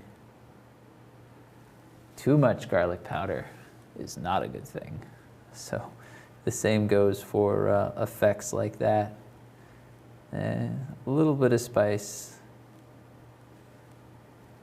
to your painting. You don't want too much. Solidifying that edge a little bit.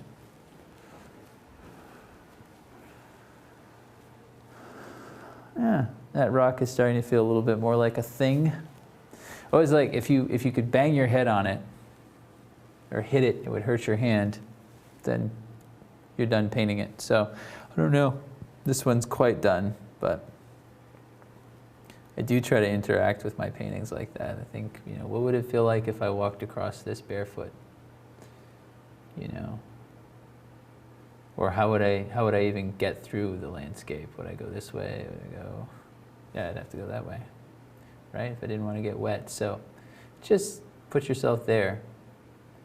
It's one of the tools, your imagination. It's one of the tools in making a good landscape painting. Yeah, I'm really happy with that. So here and here, there's that nice, warm, red-orange. Actually, it's a nice orange. I'm just going to make sure that I don't lose it. want to have it.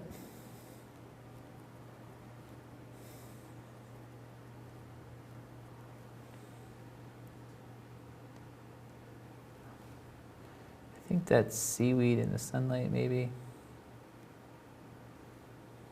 Not quite sure what that is, but it's awfully pretty, so in it goes.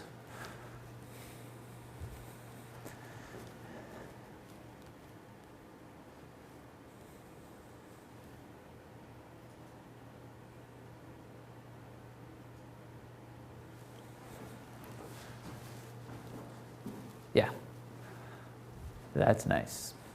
Okay, so I'm going to leave that rock alone for a second, or I'm going to try. And I'm going to come right over here and start blocking in. So I'm going to take my little boat source down, my photo here. And of course, I'll still have it if I need it. And you have it. We've provided it for you on the East Oaks website. I just need to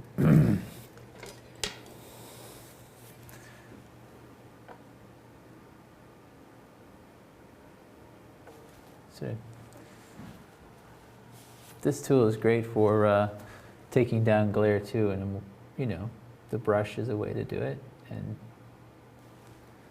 just, yeah, that's nice because there's a little bit of glare on the brush strokes in these rocks and trees, little of those tracks that I don't really like, and just bringing it down to the water here.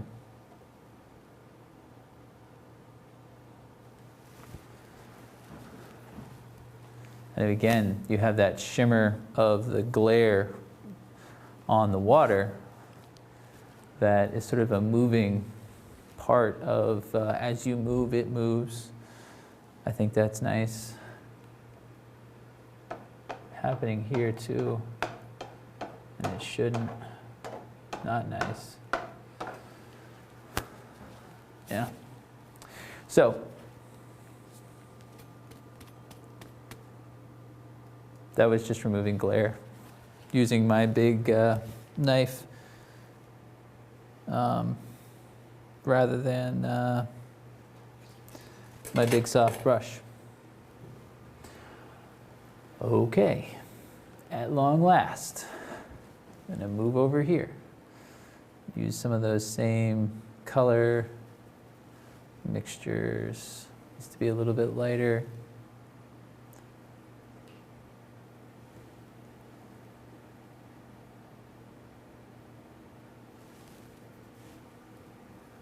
Try to leave some of that nice tone sticking through. TJ, I have a question about painting in cold weather. Do you have any advice on rendering snow and ice? Rendering snow and ice. So I mean, there's a lot to say. Wear warm clothes, you know, but the thing about making this, okay, so the thing about snow and ice in paintings, I think, successfully portrayed, is there's a lot of subtlety. So be careful that you don't just go tube white and, you know, like you've got dark shadows and tube white, and you have all this contrast and glare. You kind of have to find the middle range. You're not going that dark with your shadows, and you're not going all the way to the top with your light either, except for in a few places. So conserve your lightest lights. And yesterday I started by placing a glob of white here to show where my lightest light is, and then I could build the rest of the painting on that. You want to do the same thing with a snow painting. Not everything is going to be the same white, right? So that would be a piece of advice I think that'll be helpful, and again, sort of not making amateur looking snowscapes. It's just a more professional approach. So look at the way Zorn painted white dresses or Sargent painted white dresses. You know, it's the same concept for handling white. Or Frank Bennett. It's a Boston painter, and he painted. Benson. Benson. I don't know who Frank Bennett is. Frank Benson. But if you live in the Boston area, lots of great works in the Boston Museum of Fine Art. Go look at that sort of thing. So you don't have to isolate your research and your study of snow painting to just snow paintings. How are big white things, you know, white fields in other paintings handled well, and carry that over.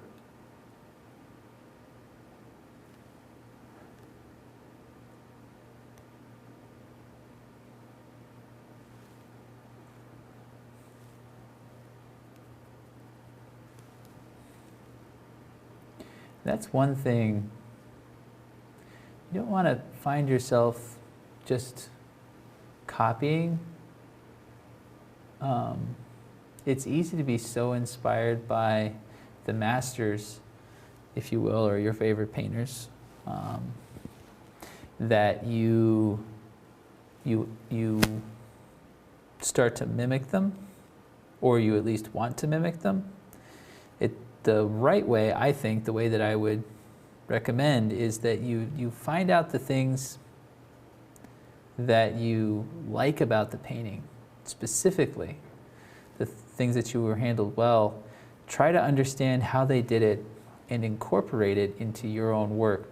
So I mentioned him yesterday. Steve Houston is a fantastic figurative painter. I really enjoy his work. And I was talking to him in his studio,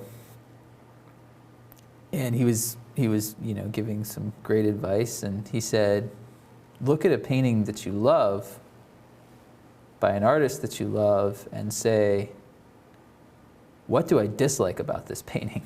You know, just to help yourself think critically, so you're not just sort of swallowing the artist's technique whole. Take the pieces. Because it's easier, once you've discovered what you don't like, to then pinpoint what you do like and why, and then maybe, so you can kind of get from that starry-eyed fan approach to a more critical analysis of what makes their painting work, and take it and use it. If you do that enough from enough artists across the centuries and genres and styles and movements, I think you'll be able to build for yourself a pretty unique look. At least that's my hope. That's what I'm trying to do. So you'll be able to see influences always, but not... hopefully you won't be able to tell that I was looking at so-and-so while I was painting this painting.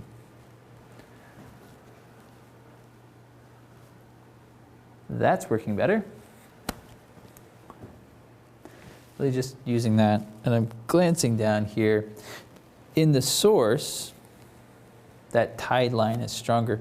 So I'm going to try something. This might not work, but I'm going to see if I can splatter that. Let's see. Can the camera see what I'm doing? Really. Not really? Try again. From the same place? Sure. Well, anyway.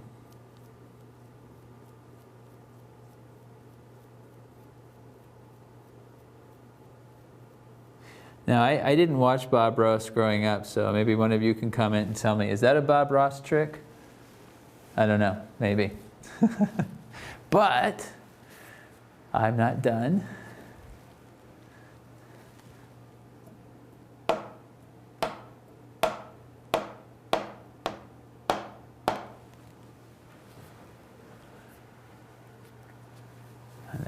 And that's starting to do what I want it to do.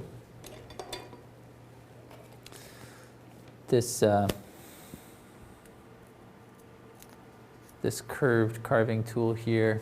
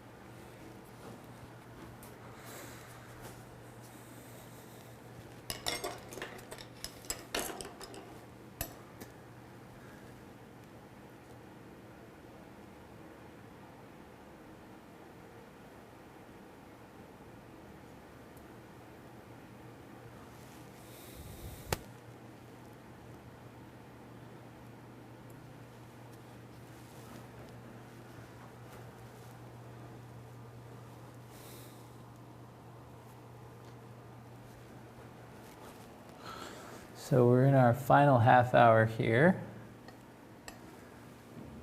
And I'm feeling really good about the day, gotta say. Just, you know, the areas that I've been able to address more thoroughly, I think, are reading pretty well. And there's something about the front of this boat that bothers me, but I think I'm going to get into that tomorrow. I'll take a hard look at it tomorrow morning when I start. But for now, I'm just going to keep going with this pier and this shore. TJ, there's a question about temperature in your painting. It Sure. doesn't indicate whether it's like climate temperature or the warm and coolness of your colors, but can you speak into that? So temperature. The question is, please talk about applying temperature in your painting. Sure. So the idea of temperature, it's a way of talking about where a color is on the color wheel. So if you think the temperature of the water here, the temperature of the water here is cooler than the temperature of the water here. They're both cool colors, but this is warmer than this. And the reason is because if you think of a color wheel, this is more toward yellow, and that's more towards solid blue or violet.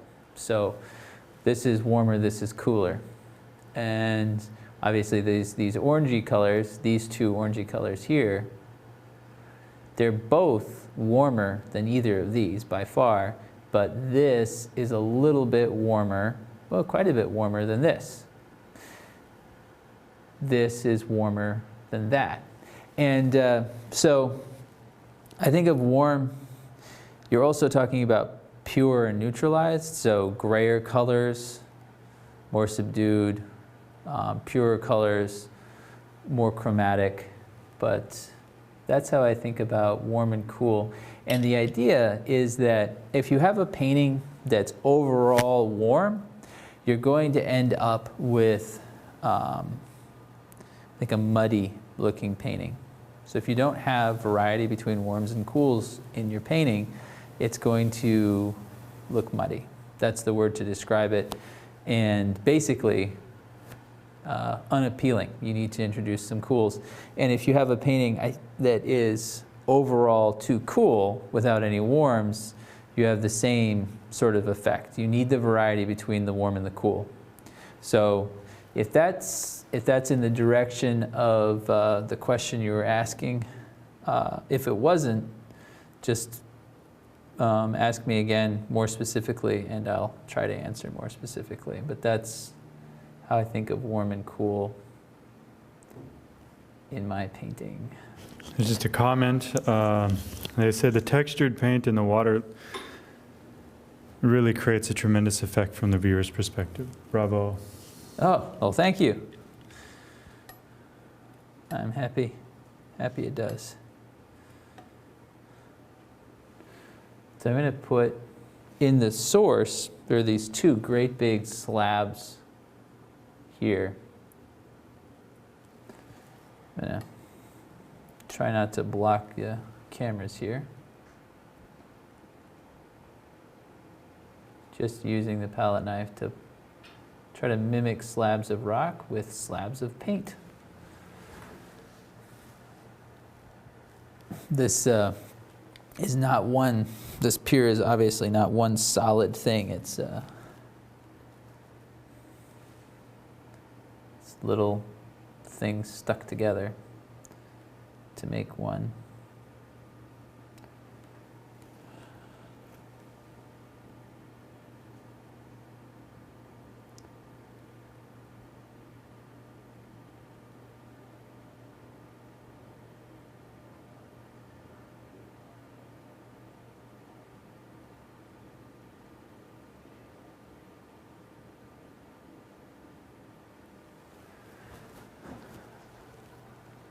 That variety. Okay, so stepping back, I'm looking at it. I love the variety that I am establishing in that pier. That's the sort of thing that I want to have in my painting. But it's getting a little too cool. So we're running into a situation now where I need to find a way to warm it up. So it's good that it's a little bit cooler than the rock in front, but it needs to be a little less. So I'm going to warm it up a little less cool, to reiterate. So it's behind, this pier is farther away than this rock. So it's good to have a little bit of a value distinction, but it feels like these grays are getting to be something that would be way over here. See that? So the relationship between this and this, paintings are about relationships, right? So the relationship between this color and this color is correct. And if these two were alone, that might work, but with this, it just makes it look like the perspective, the atmospheric perspective is wrong. So I don't think it's going to take very much to bring it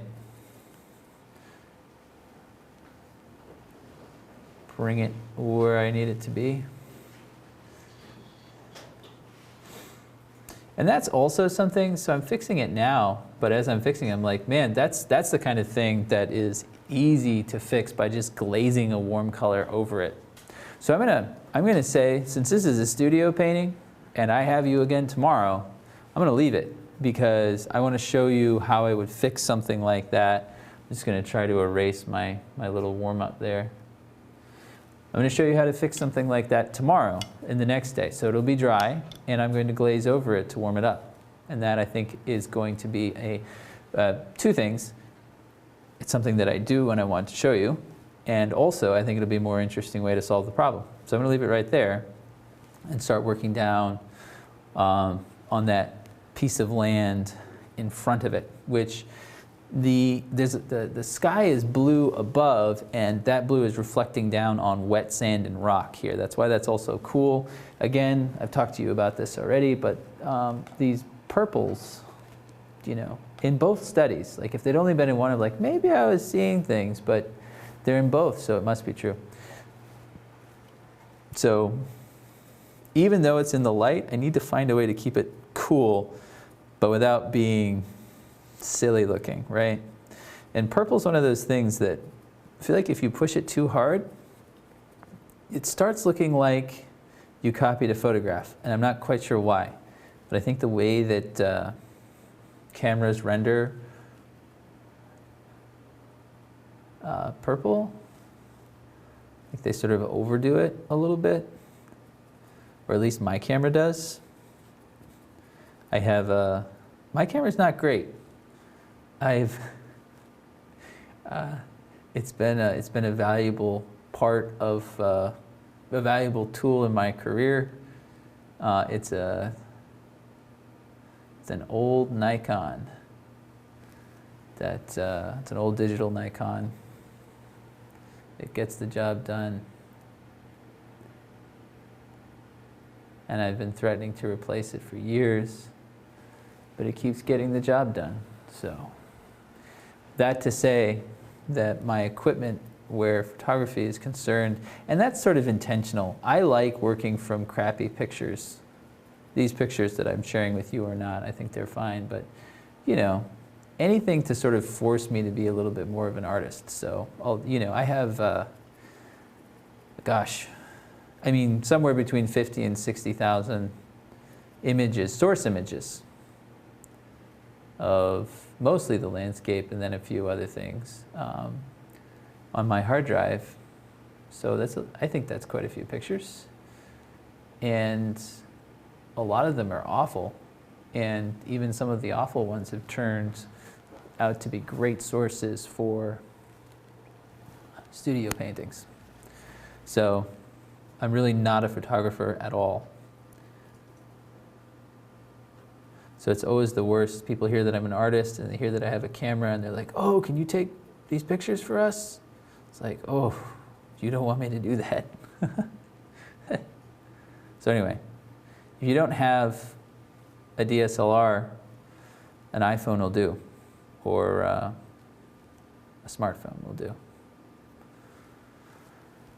Okay, so just comparing, if I were to bring those over, now this is more distant, but it's not really more distant than this. These are about on level with each other.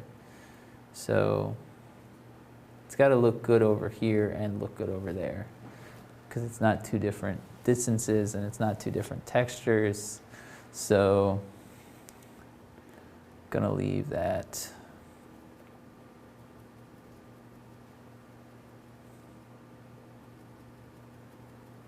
For now.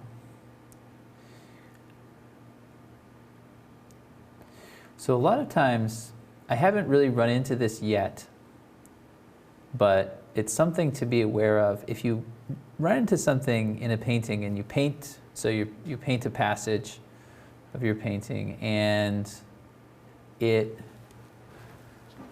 looks wrong, like, you repaint it, still looks wrong. You paint it again and it still looks wrong. Probably, and it's good to check after the first time, really, it might be something else nearby that's wrong and making it look wrong, which is true of life, right? Like the symptoms don't necessarily indicate the cause right away. So if you're really struggling with one passage of your painting, that may be a symptom of a poorly rendered passage somewhere else. Does that make sense? Hope it does. So always check around and see if maybe there's something else wrong that's causing the problem. And again, that's just coming right back to that idea that painting and oil painting is all about relationships. And if there's a bad relationship somewhere, it's going to be hard for you to get, or somewhere else in your painting, it's going to be hard for you to get the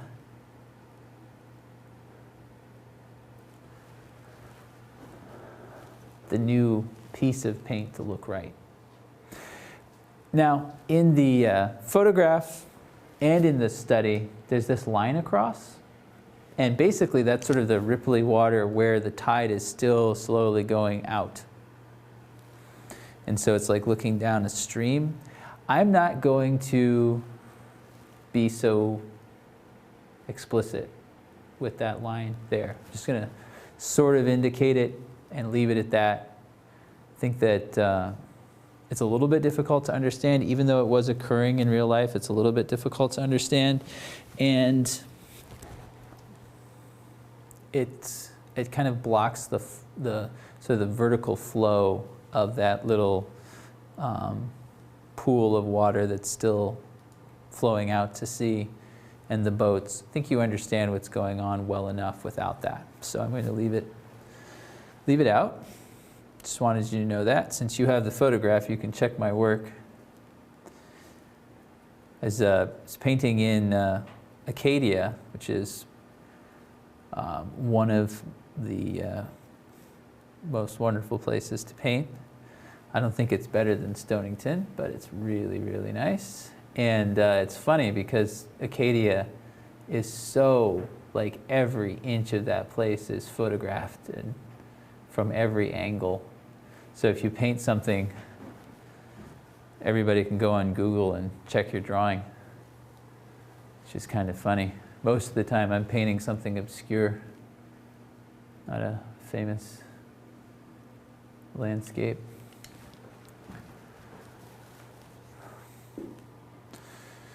Okay, 12 minutes. Some of the last, be sure if you have questions, get them in and I'll answer them.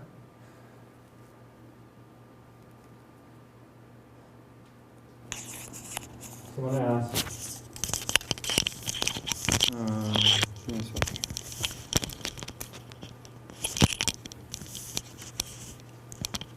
Somebody asked about how you handle color reflections in the water.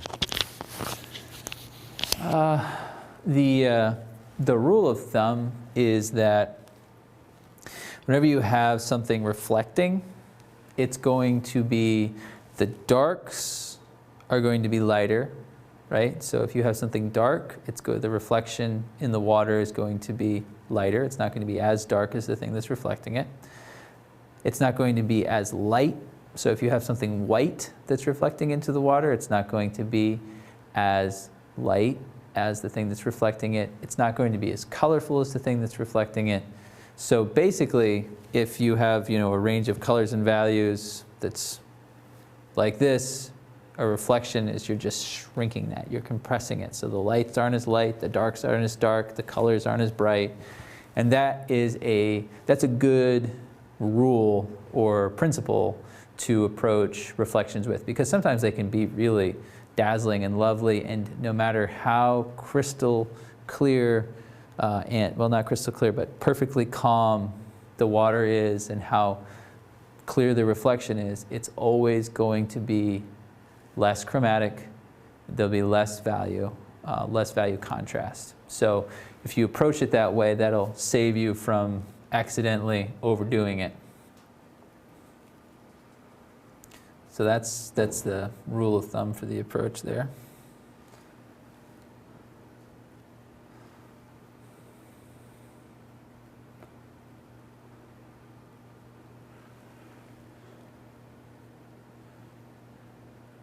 And I didn't say it at the end of the day yesterday, but I'll say it at the end of the day today, and it was true yesterday too, that I would never, ever stop right here. This painting is going really well, and I would just keep pursuing it until dinner time, but don't want to leave anybody behind, so we're going to stop right at 1 and we'll pick up tomorrow. But in the final here, the final few minutes, I'm just doing little touches to set up this shore, because tomorrow I'm going to paint in the last details here, and then I'm going to do a lot of work on the near ground. So I think I've basically resolved everything back there. I'm getting close. I mean, it's not close to finished, but I'm getting close to the point where I can start finishing it off. So I'm trying to get in. Now, I did talk, remember, I talked about this angle being a little bit too close to that angle, and a little bit too much of like an M shape happening there. So that'd be a good time to just fix that. Just find a way. And I'm inventing here, right? I'm not even looking at a source. I just know the painting needs something more than I've given it, and I need to find a way to resolve that.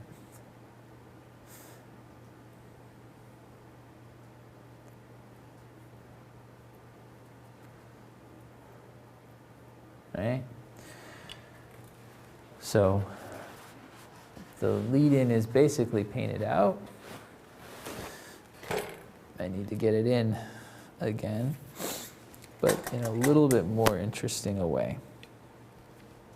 And you look at the source if you have a chance, like glance at the source on your computer screen or however you're watching this. You can see that in the source, that little trickle of water, which is I think a stream that flows into this little part of the harbor, is like this. I mean, it's a mirror of that angle. It just goes all the way across, mirroring that angle. So have to be bold enough to change reality ever so slightly to make your painting better.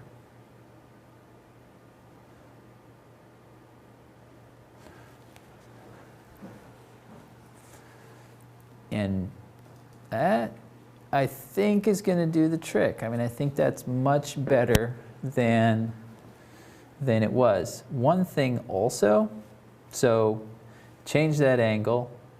I can change this angle too. Yeah, just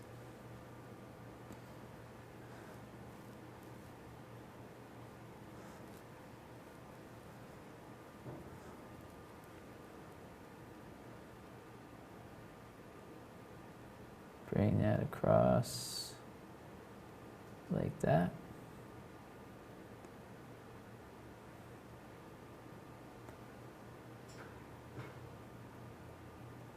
And this is the wrong color. So I need to switch that back. I'm trying to establish this here though.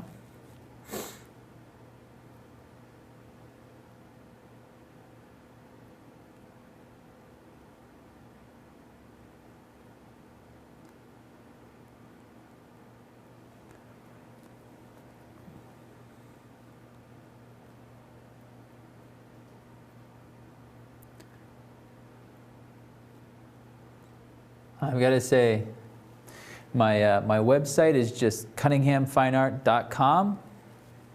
Cunninghamfineart.com. If you're painting along with me, I'd love it if you would go to my website, cunninghamfineart.com, and get in touch and get my email address so you can send me what you've got. I'd like to see it.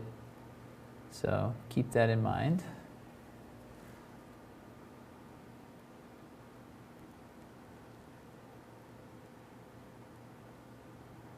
Okay, so I didn't consider the fact that now we're getting to the point where that line is being perfectly copied. So, I don't know. Change the angle there again. And so the goal of all of that, if you remember, was to change these two so that they're not the same, and I think I have.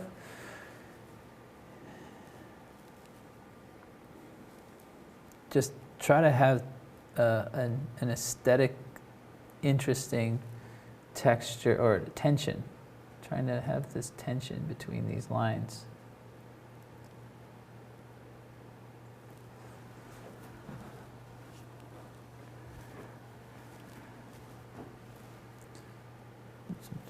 Just look around.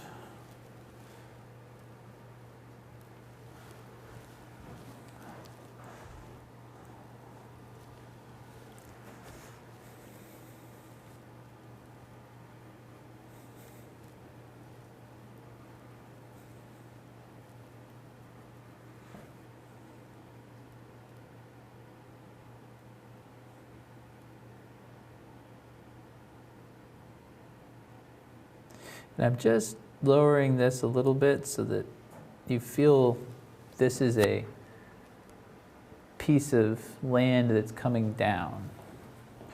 And it meets with the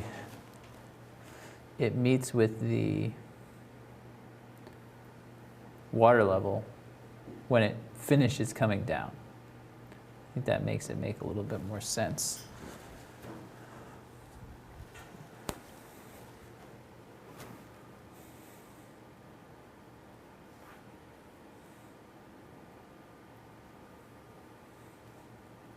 This is just sort of like pieces of seaweed or sand that stick up a little bit out of the water. Yes. Okay. Last few minutes. Just put in a few of these warmer accents in these rocks and crevices.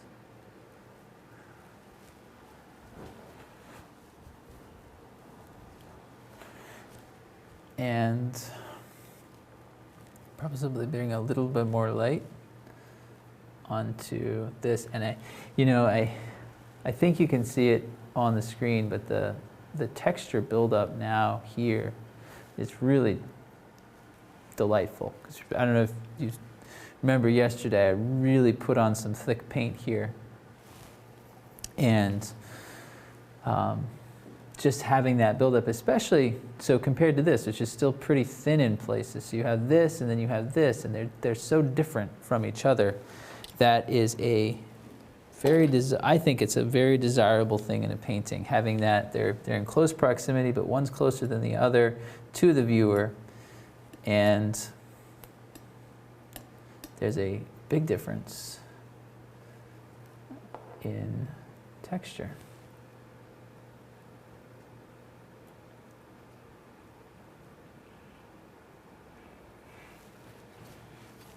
Sort of after reestablishing those purples a little bit.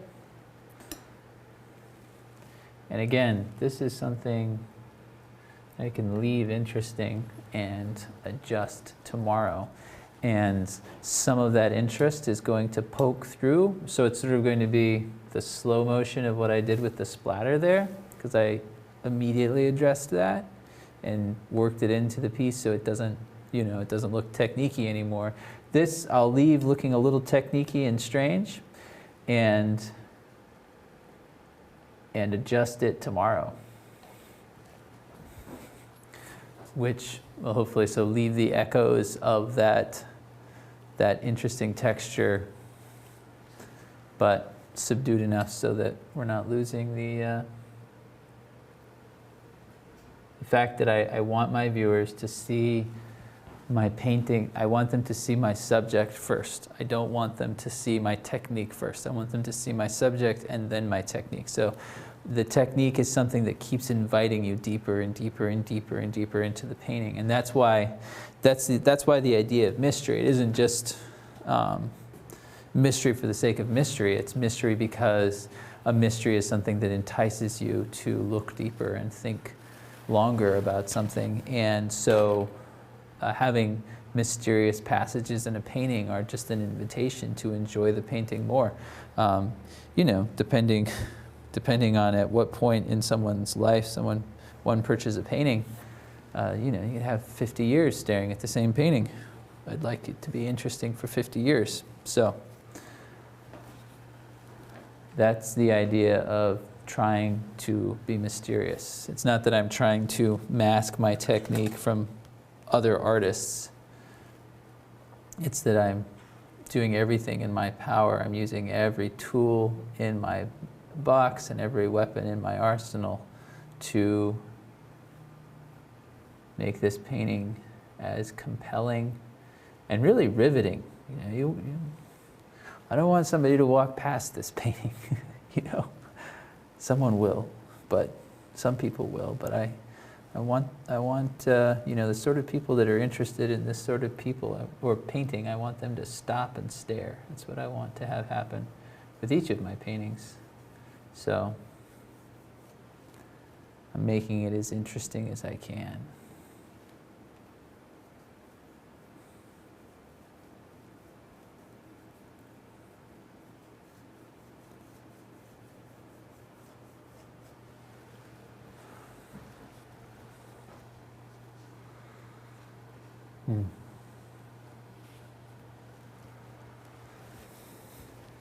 All right, so that's 1 o'clock. We'll pick up here tomorrow.